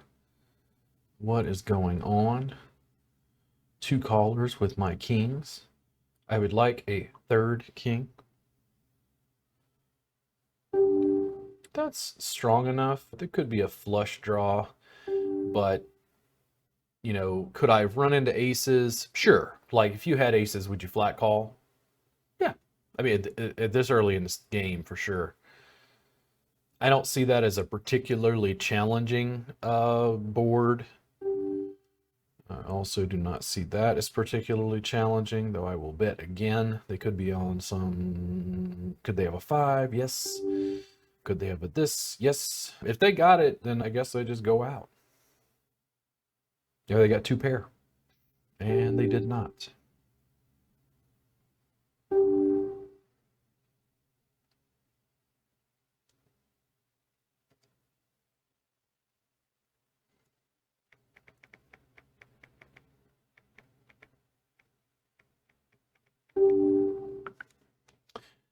Ooh, okay. Three-way. Okay, I don't feel particularly good about this. I'm just gonna let this go. It's daunting, and that's why. Against the two all-ins, I was concerned I was up against something like that. And again, situational awareness. Trying to figure out what you can do. Here we are, back again. Missed a few hands for a bathroom break.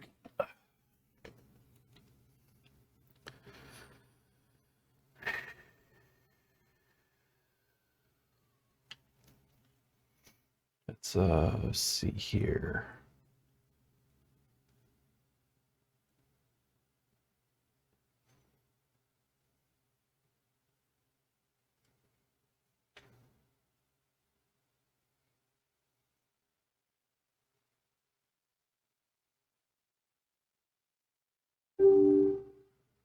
Not super interested. Doing some other research as I work online here.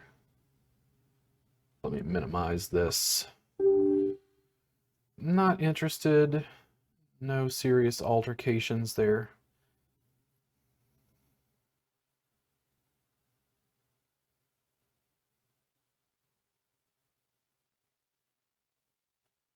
Hmm.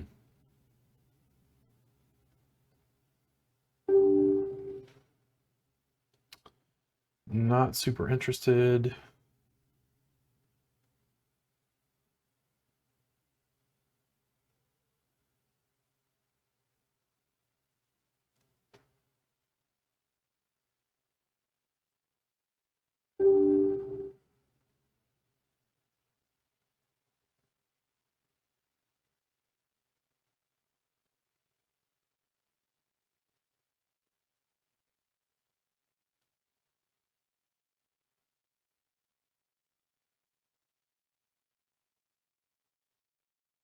Situational awareness. Pattern recognition is very important. These online games, you don't got to look at a guy. In person was overwhelming, the amount of information that is going across the table. I was very nervous, messing up chip stacks and like folding out of position and just like, because I'm not used to the flow at an in-person table. I look like a complete mope, which is good for me at the table, by the way, because I know the statistics, but I do not know how to manage chips and, I mean, physical chips, on the table. I had a game where I was in a tournament. I was going out. I had like a 4 and a 6 suited. It was just complete trash, but I had nothing left. And a couple people came in ahead of me, and I was like, all in. And it just, and it wasn't anything that's going to intimidate anybody because I just didn't have anything. So I got a couple callers, wound up hitting a straight. And my demeanor at the table just completely changed because before then I'd been inordinately nervous and I just completely relaxed, completely let go. And it put me in a situation to make much better decisions. After that, I'd get, say, ace jack, ace queen, raise. And when I did this, down at the other end of the table, you could see the young lady who had just like limped in, just slumped down because she's probably got some weak ace-x, some small pair. She is not comfortable with my confident raise. I get to see those responses and it factors into my play. In person it's the same game statistically, but it's very different. You're also not going to see as many hands. They let this go, by the way. You're not going to see as many hands at an in-person table. I've seen an interview, I think, or a piece of information with Lex where he talked about he doesn't like playing in person as much because it's very slow comparatively.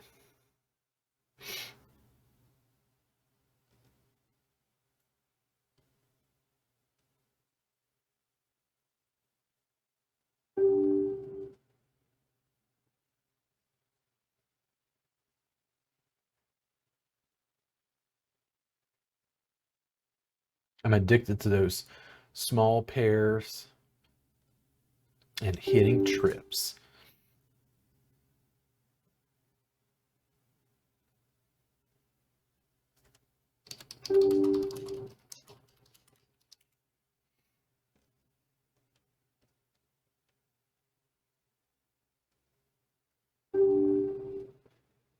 Pretty nice. Crack that.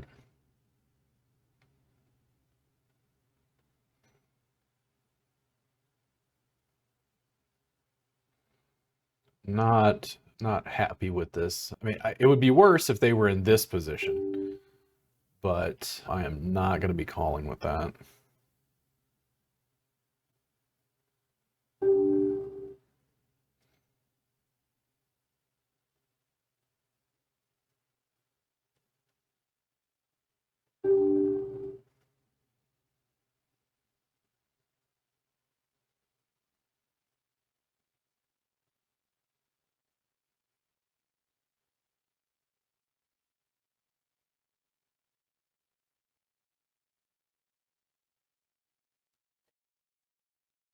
Oh, I'm out of coffee. Oh, am I? Yes, I am. We'll have to move to some other beverage. Part of me just wants to drink coffee all day. However, I shall not. Not a good idea.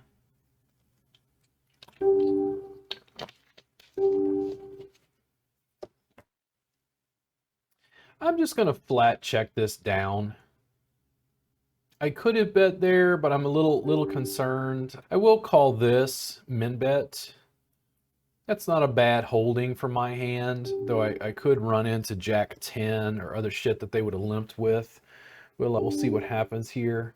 The other table, I'm not interested in this. I'm just going to check this and see how they behave here. Could have an 8. Man, oh. And this is why I didn't want to get involved and I didn't want to bet to begin with.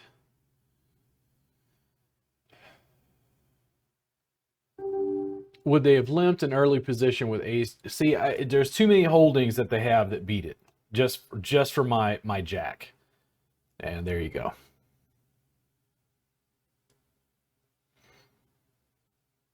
Situational awareness.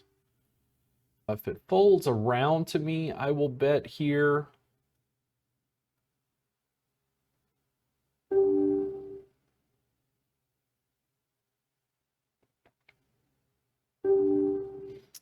The other table, this Jack 7, not super interested. Do not like having these big, well, okay, listen, let's just fucking do this. If we're gonna fucking do it, come on, you got it. You got the ace. Now give me a king. There you go. Nice. Now, was I supposed to fold when I've got very little left? It's not a bad move, and he told me he had it. He made me play the odds, but it's like I got nothing left to fight with, and I got a big stack on my left. I'm in a much better situation at a $2 table now, and I am in, this has to update. It's not even, let me close this actually. Reopen it, that way I can see if I can find out where I'm at. Jack and an 8 at the other table. I will let that go. Let's pull this up. Yeah, I'm in 3rd place now. That's a much better spot than I was before. I don't like that, and I see reasons for the way he played it, but I'm gonna get busted out if I have to fold every king queen that I ever pick up.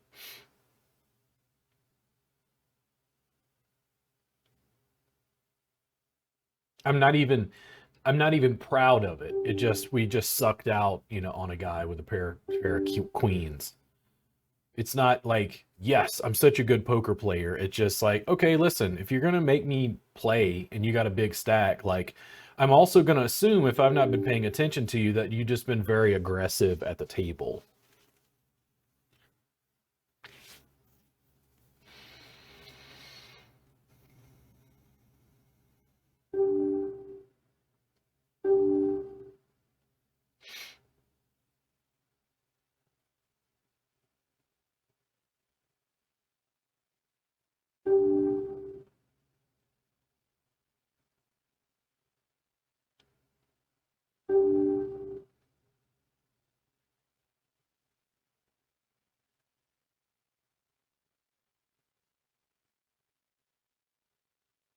Interesting. And this is good. Like, I can, sit here now and kind of hang out. I can wait the punctuated aggression. I did not want to run into queen queen right there with that re-raise, and I could have easily just let that go, but I'm short stacked.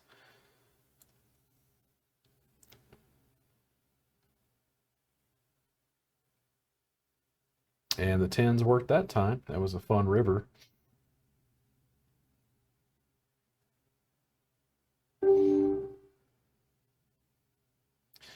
Not calling. It's an interesting move there.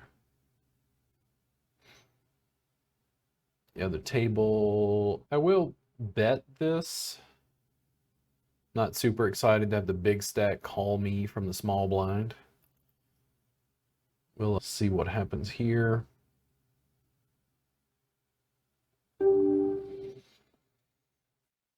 Well, go ahead, big stack, take it down, because I'm not fucking calling with it.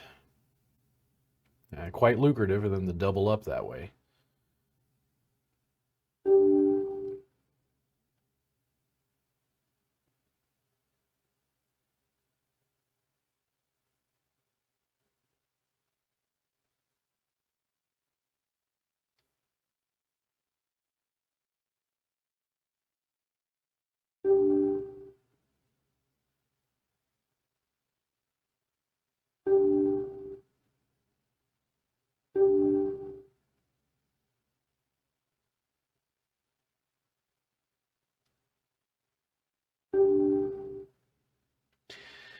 Man, the 2 pair, it's very likely I'm going to lose this. They just have a spade, and they do. But, what do? You got 2 pair.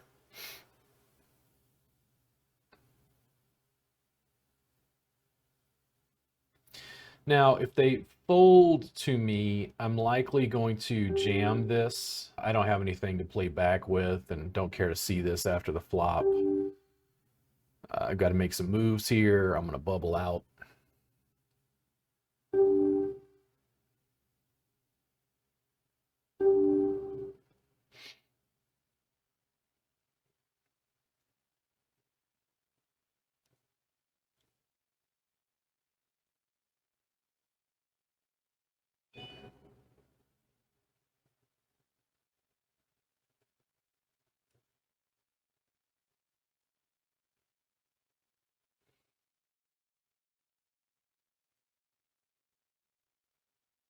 I think that said I had the flush. I think this says I have nothing I want to play.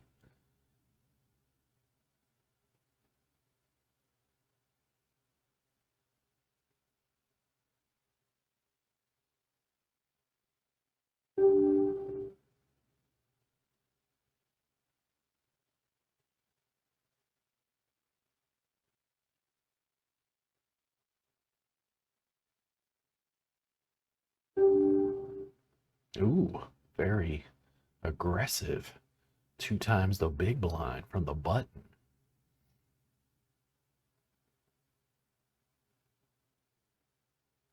Not sure what is going on here. The other table's at a 5-minute break.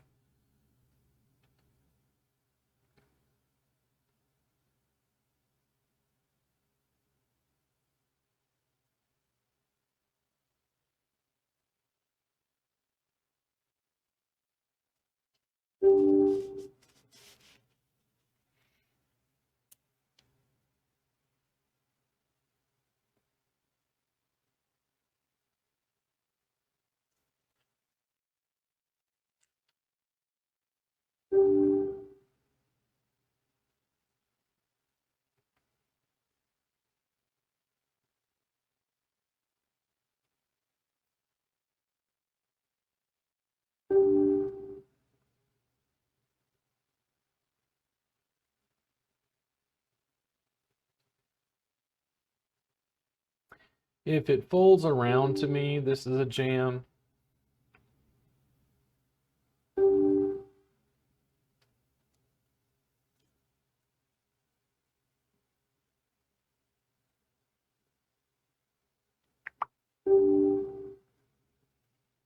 Not interested.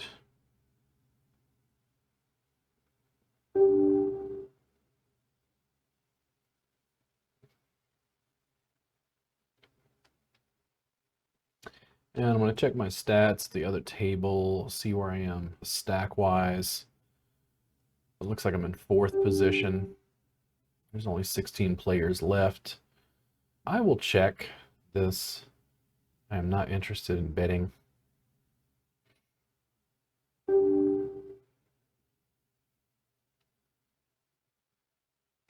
I don't want to say that's a scare card. I'm still nervous about the flush. 9s and 2s ought to do it. I'm just going to flat call this. And they did hit their queen jack.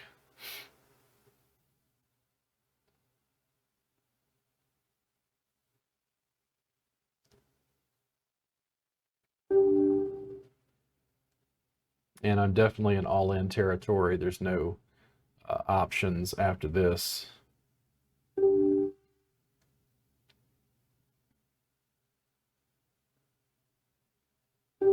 This is it, guys. Let's see how it works out.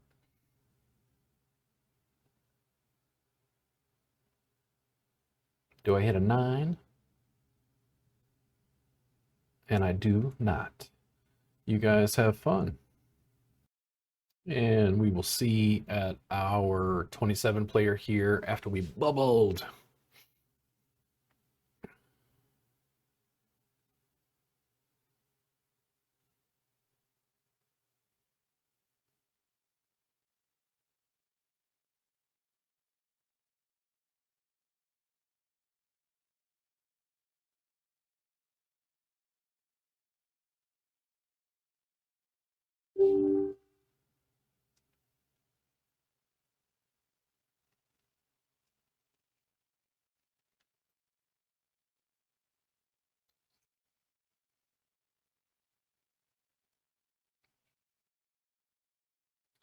10th position or 10th will get us some money.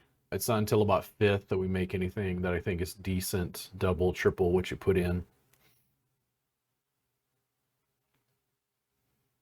But the blinds are not inordinately large, and I should be able to last quite a while some other folks go out.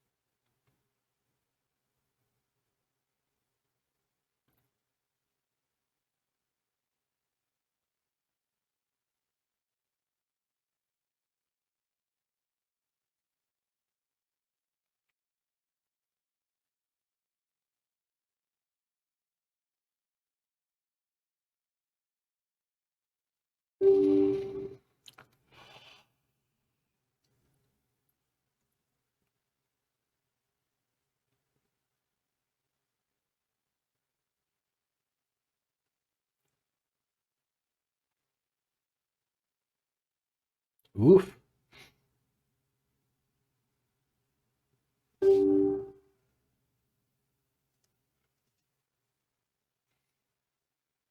It was quite a nice river there. Worked out well for them.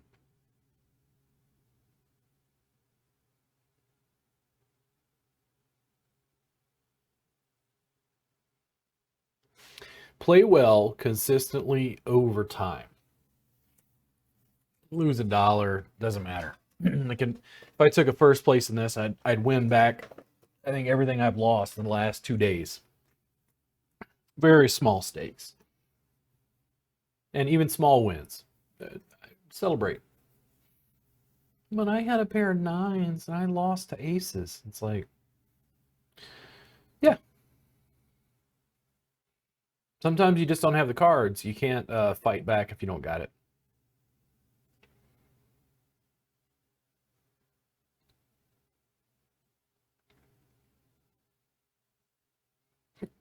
And how many marginal holdings are you really going to battle with? Because you want to gamble. And people say, oh, you're gambling? And I'm like, no, I play poker. And they're like, but poker is gambling. And I'm like, yeah.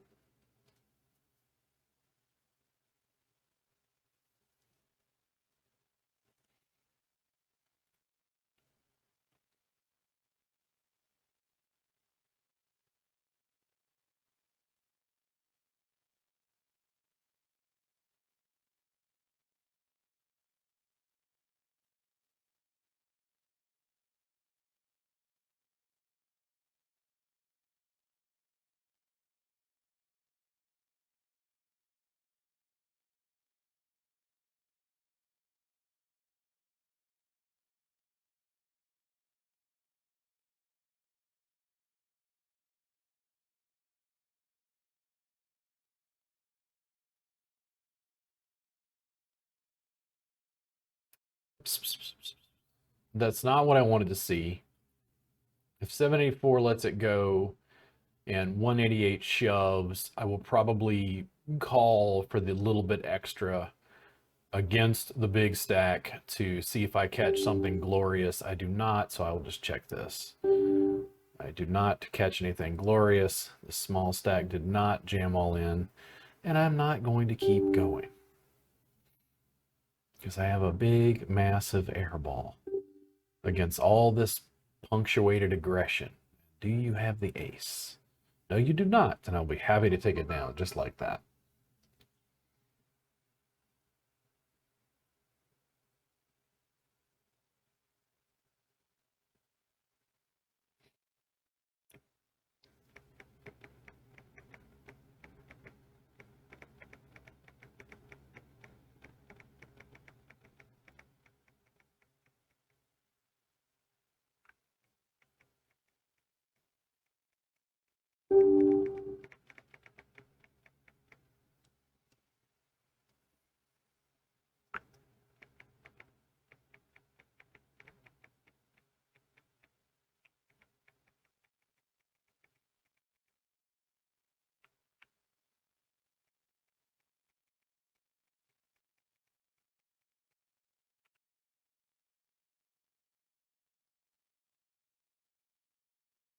And I was happy with that.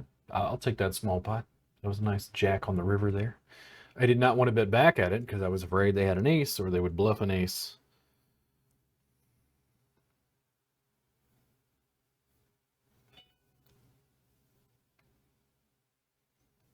I will pause so I can listen to my voicemail, which is probably about my car's extended warranty. It was about my Google Ads account, and I will not be calling you back since I do not assume that Google actually has the time to have an individual call me based on my very minuscule Google ad budget. It is a company that is not affiliated with Google wanting to get me to pay them to help advertise.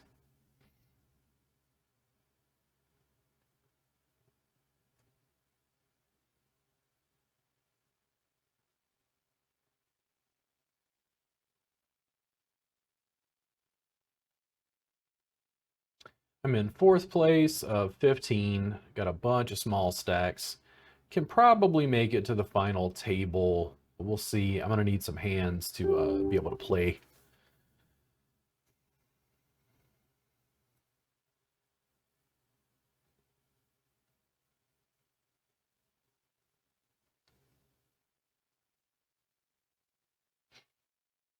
And I'm only got about 6 big blinds. So other people are feeling the pressure. They got to make some moves, of course.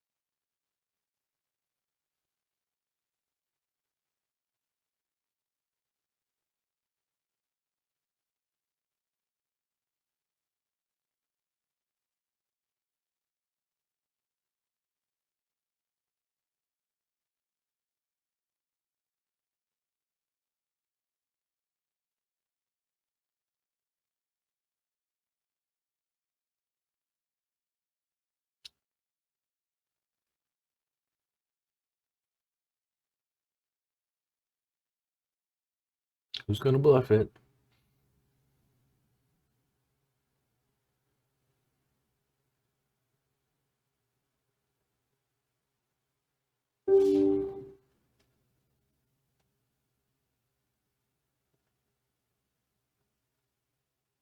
"14 players. I'm in 6th position.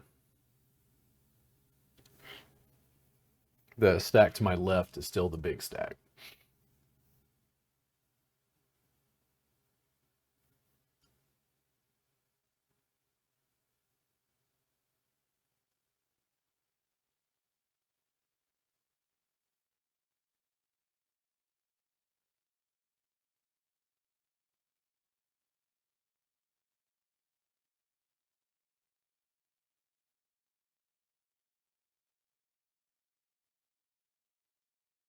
On the big blind, offsuit.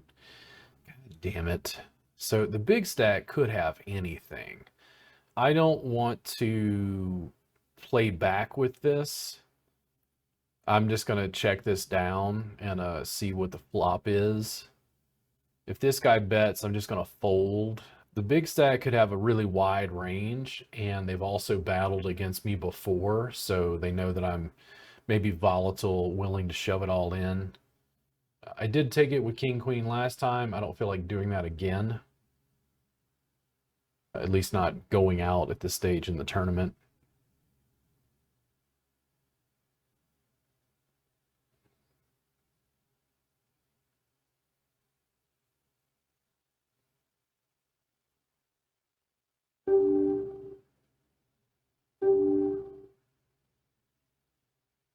It's not a horrible flop for my hand. I'm going to call again. Lots of potential draws here. They're probably concerned about the flush. They may have the flush. I have a complete air ball, and I'm going to bet 400 back and probably lose this. But they did not show any real aggression. How far do they want to go?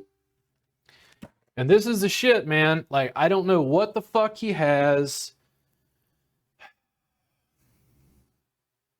God damn it.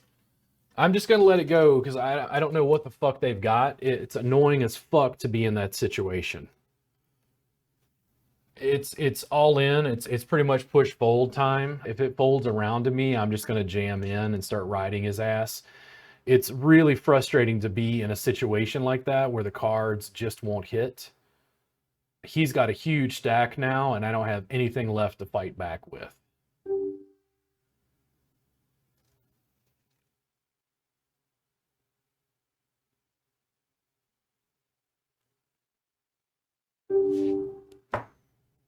That's so fucking annoying. I have no idea what he limped with.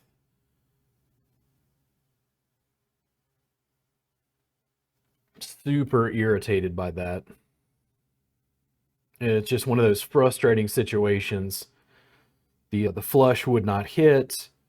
You know, maybe I should have just jammed it all in with the flush draw. Maybe that would have been a better move. Trying to put him on a range is really difficult because the stack size is so high. He could have had ace high and beat me.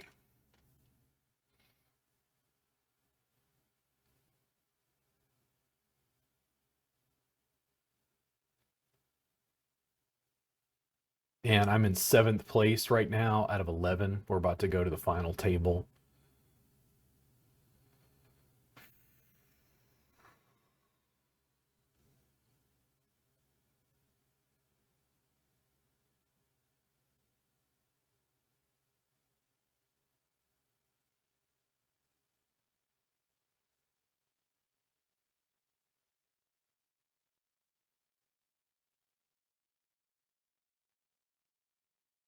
Very annoyed at that hand. That's one of those situations, you know, did I want to go jam king queen? I probably should have jammed it after the flop. Just a value bet based on my holding. My concern always with the big stacks is they can just take so much more risk. You know, they can absorb the blow from whatever I'm doing.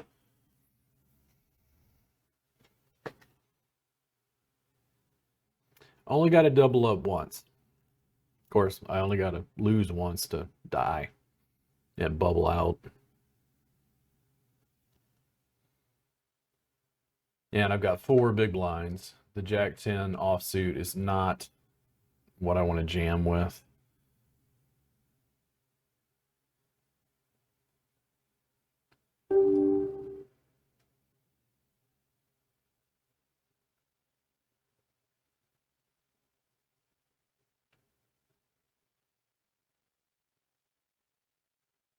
To even make my buy-in back, I've got to get to 8th place. I don't have any blinds left. If they've got an ace, they fucking got it. There's no other choice. I'm gonna get just my ass handed to me if I don't make a move, and I don't have any blinds left. A wide range of hands would call this, and they did not, fortunately for me.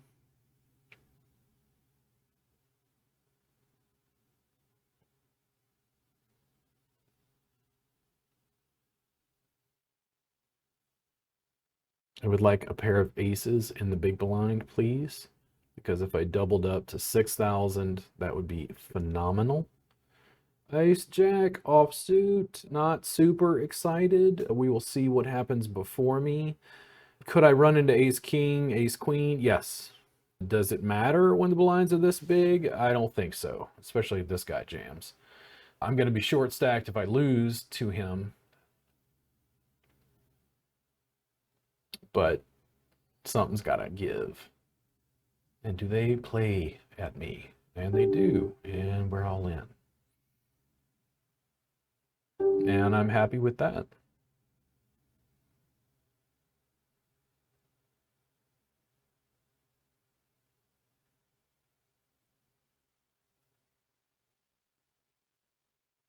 So annoyed with that hand. That early position limp from the big stack is just fuck. This is marginal. You know, will the big stack call for half his stack as we're getting to the bubble? If they jam, I'm certainly going to fold. I do not want to see this. If I was feeling more aggressive, it actually would be a nice call to see if I could crack him. His ace jack held.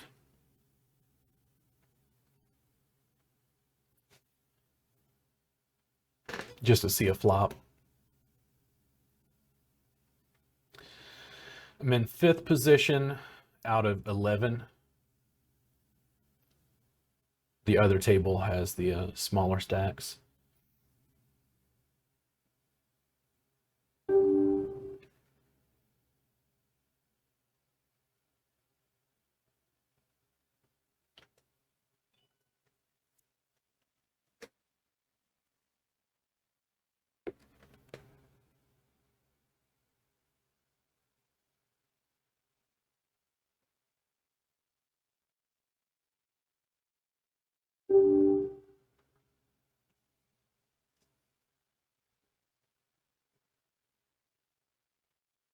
Huh. I actually got an email. It looks like it actually was from Google. However, we will see.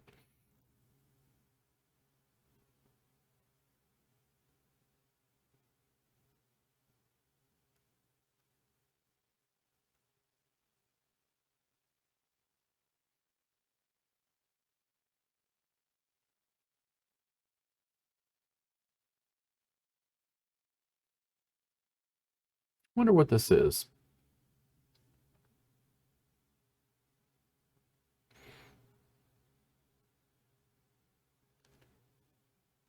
And the big stack has been moved away from me, at least. I've only got about 6 big blinds.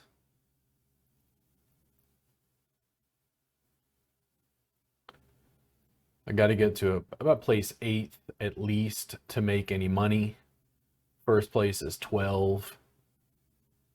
I know that I make at least $2.16.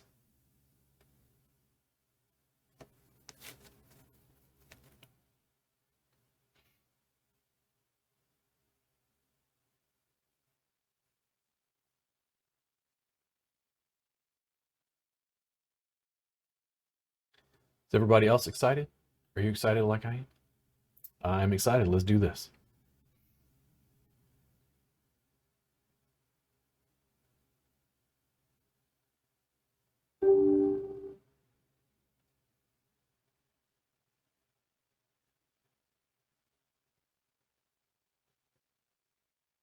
Well, here we go. The limper brigade.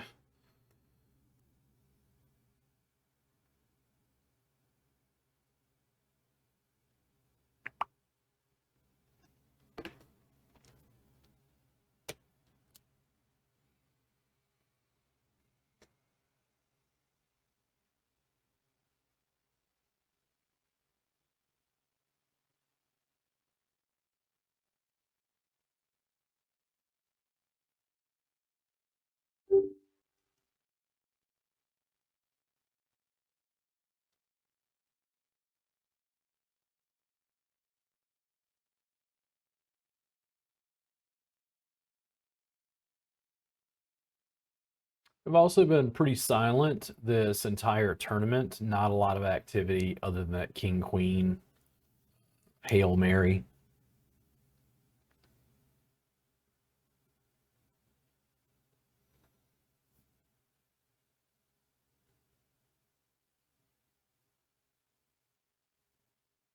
If I doubled up to 7,000, 6,000, I'd be in a totally different position to be able to make some moves.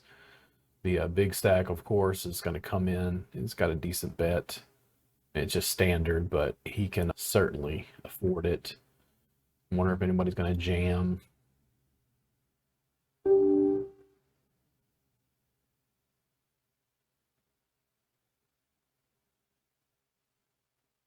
Couple of 1,500 chip stacks are probably going to go out really rapidly unless they double up. I can afford to have a couple of big blinds go by.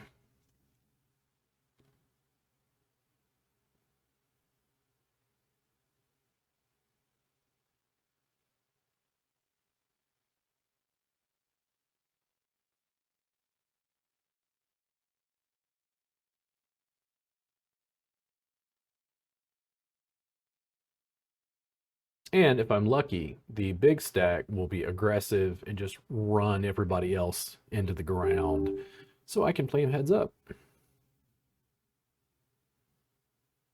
which would be like $9, by the way.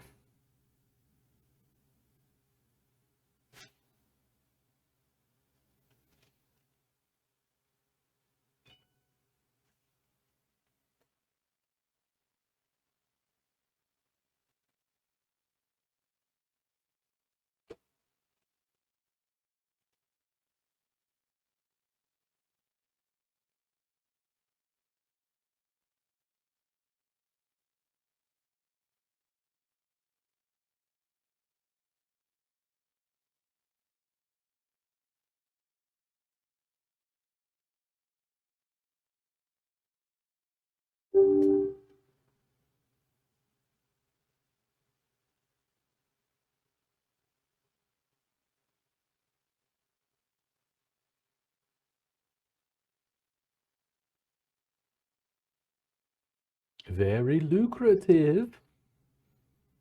Get to be big stack and lie to guys. Liar!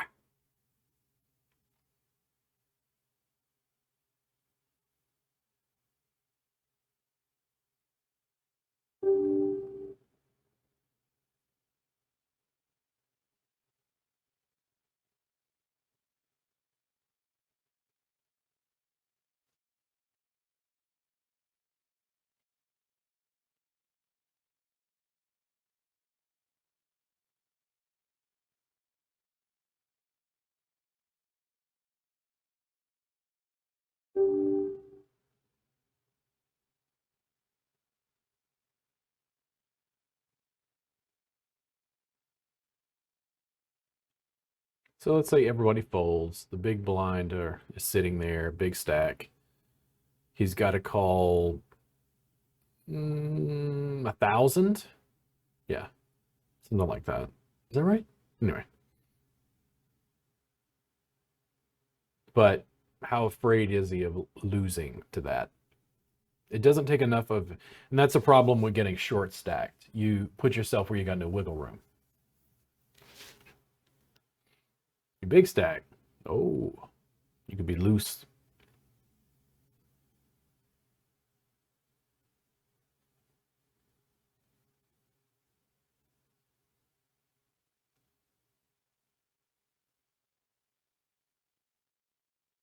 The small blind, unless they have something good, is probably going to fold. They're going to avoid a conflict with the big stack. And there we go.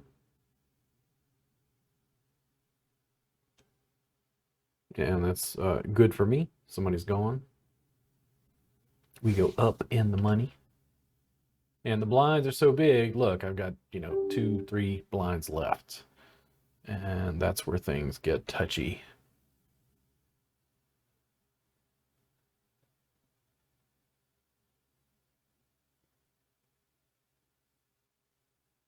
I will also welcome this if they win. Awesome. I move up again. Thank you, Big Stack, for being aggressive against them instead of me, you asshole. This is it. I'm not going to fold this. I'm likely going to go out, but this is just how it is. And even the big stack let it go. And it's a very good outcome for that hand, given the current table dynamics. Gives me another round of big blinds to get past.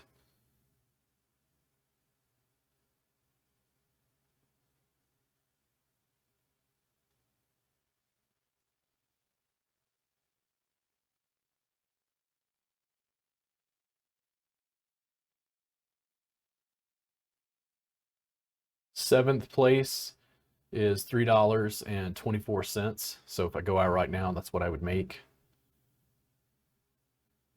Which means I got my blinds, or got my buy-in back. Not super excited, offsuit.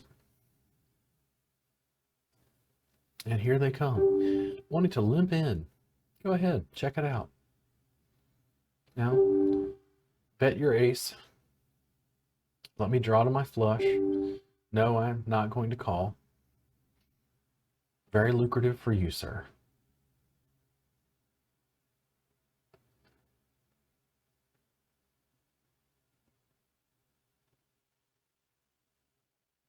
Seven-handed, huge stack. Man, he can crush the other players at the table. This is just being patient. The ace-queen was, I think, the proper move on my part. Let's see who takes this. And good, because I will go up in the money again to sixth place. Do not have much to fight back with. Will not be jamming with that. And sixth position is $4.05. Congratulations. We have, the real money starts at place 5, but we'll see what happens. I'm okay with the outcome. This has not been the most exciting session I've played, but I try to congratulate myself on the small wins. This is why we play, right? You're learning, grinding, figuring out statistics, odds. Do not like getting short stacked because of that play earlier. That was a really frustrating thing. It just didn't hit. And I think I need to analyze that hand. I probably, given my situation, should have jammed after the flop. And that will not be the hand I jam with.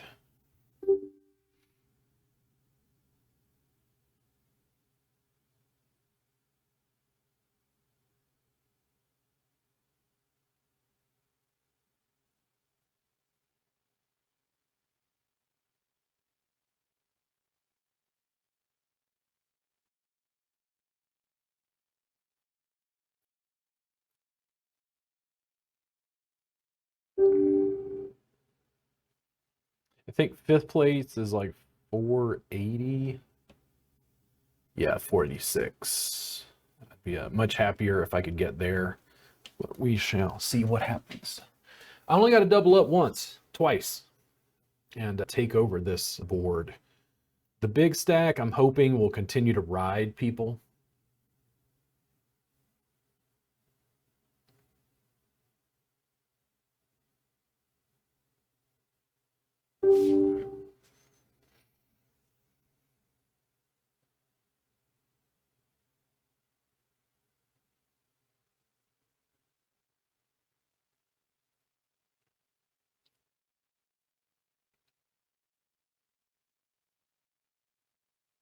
I would like for him to go out. He does not, but he is significantly reduced.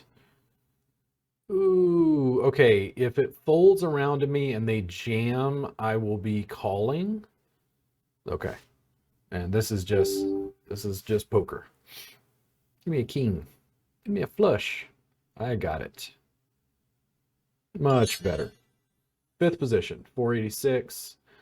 That was a nice little win. I celebrate you, sir. Sorry about going out there, but you know, such is life.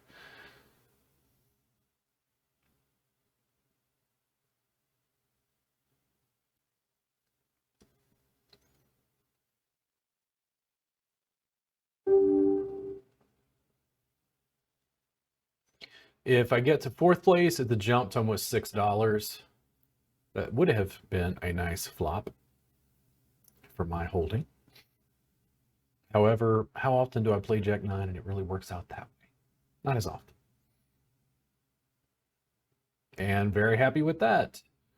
And that's why we currently like the big stack and avoid altercation.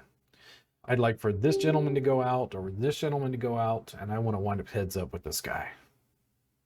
Even with small stack, push fold, push fold, push fold. A lot of that early on in my game, by the way, that tight aggressive. I just don't play as well post flop. I'm a little better now, but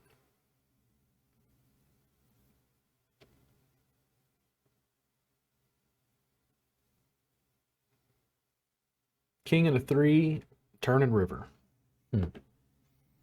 Ooh, a little aggressive there.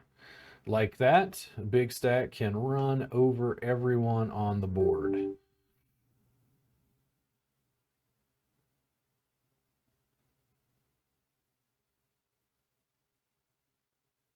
Come on now. You're taunting me. You're taunting me. Why do you do this to me? Why? I wasn't going to jam that.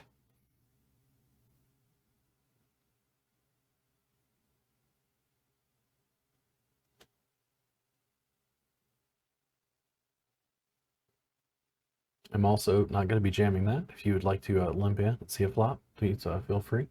However, I will be folding.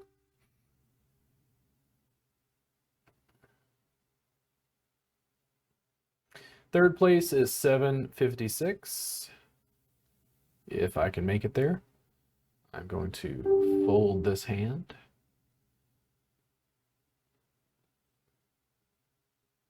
This is picking a hand to jam, plenty good enough.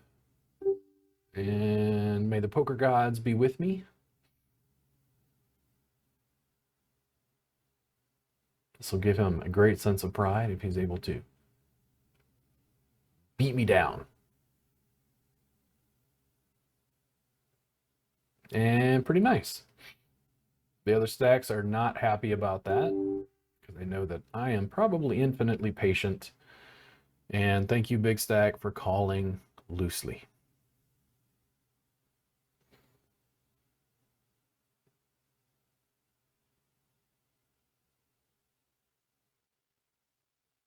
Particularly precarious board for a lot of different holdings.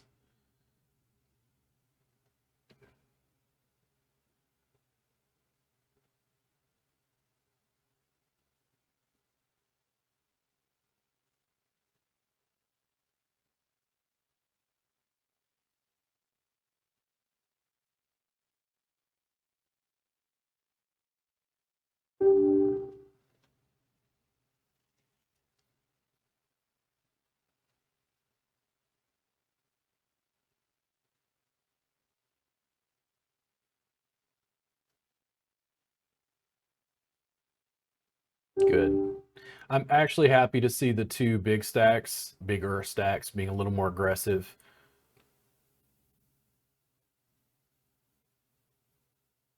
If they fold, this is a jam. There's nothing left to do. We lose here, we lose. Such is poker. No 7. Nice. Third place, very happy with this outcome. From here on out, you know, want to play well, just is what it is. If I go out here, doesn't matter, just life. Give me a no 6, please. Nice.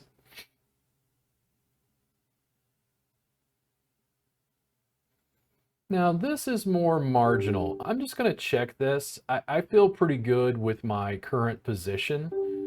I don't like letting that go, but I'd prefer to see him get involved instead of me. I think I'm easily good to get into heads up here.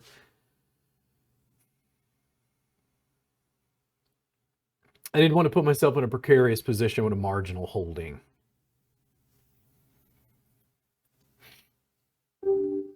Man, see, part of me wants to call this, but I liked my ace 10 before.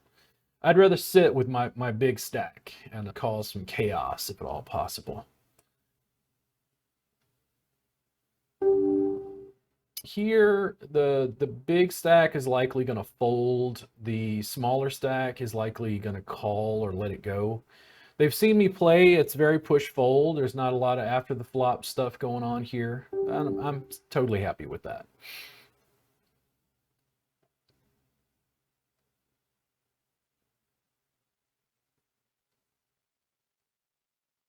Live to fight another day.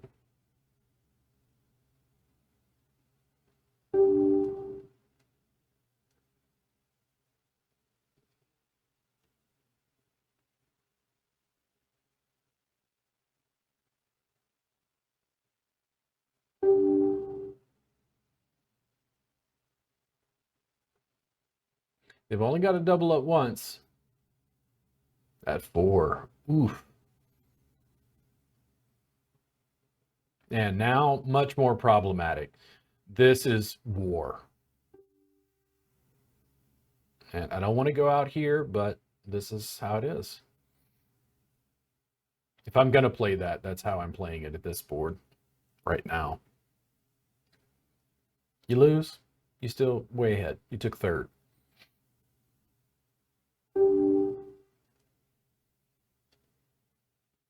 Third place is 756, second place is 945, and first place is 1215. Ooh, I'd prefer to see a flop. I don't really want to jam this. And because I've been jamming so much, they're likely going to do the same. Like if the small stack jams, I would probably just let it go. That's a good holding for me. Could have a flush draw, could have a better king, but I think this is a good spot.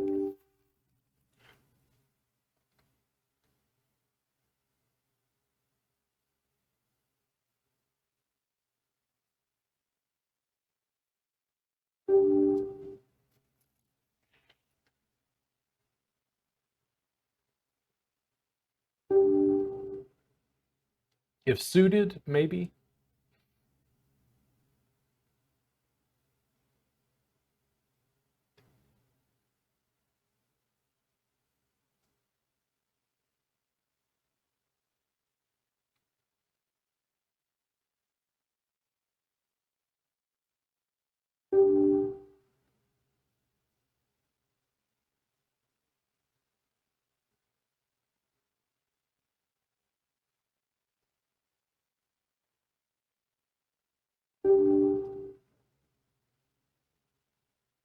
We're trading blinds at this point.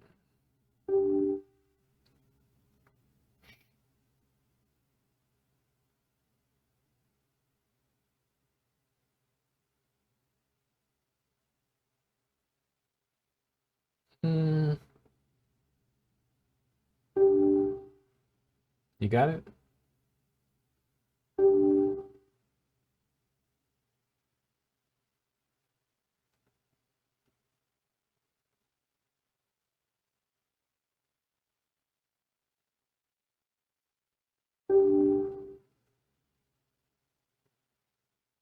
Ooh. All right, we're heads up. Now this is pretty good. $9. I'm very happy with this, by the way. I would like to say that before this really gets underway. Very happy with this outcome. Very excited that I made it this far. This is like running through a minefield at any given moment, and it doesn't matter what the fuck you have. It's all in.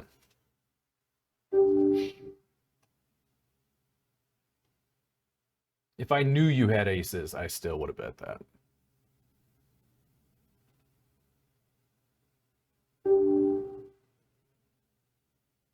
Now, I'd like to get into a little post-flop play against the gentleman here. They do have a bigger stack. Raising on the button is more lucrative because of the blinds. Betting back from the big blind is a little more precarious. You know, they get to go before you and they get to see how you behave after the flop.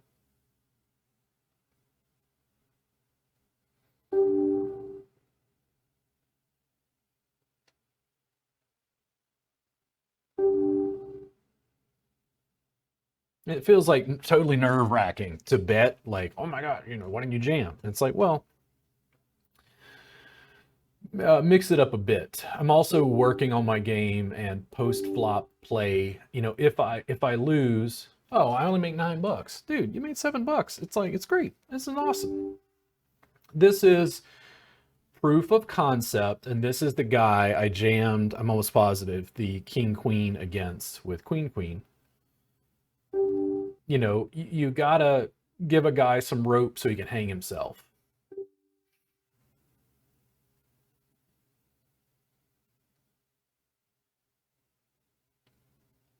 It's like, yeah, you could jam ace 10 and you could win and, you know, stuff could happen, but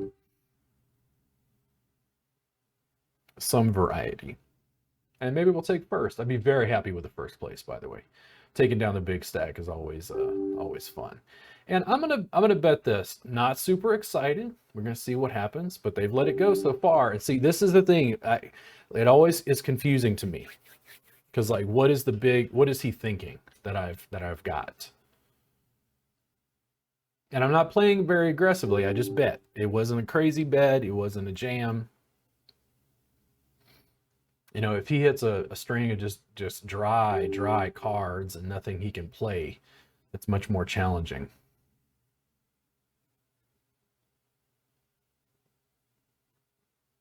If he jammed here, so 5, you know, I got a gut shot. It's 1 in 10. I'm gonna bet a little bit less.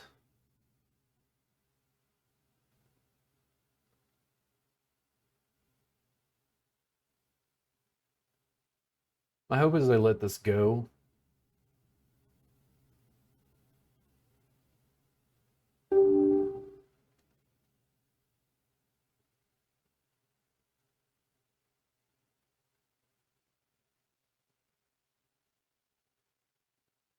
I'd like to see a flop with this.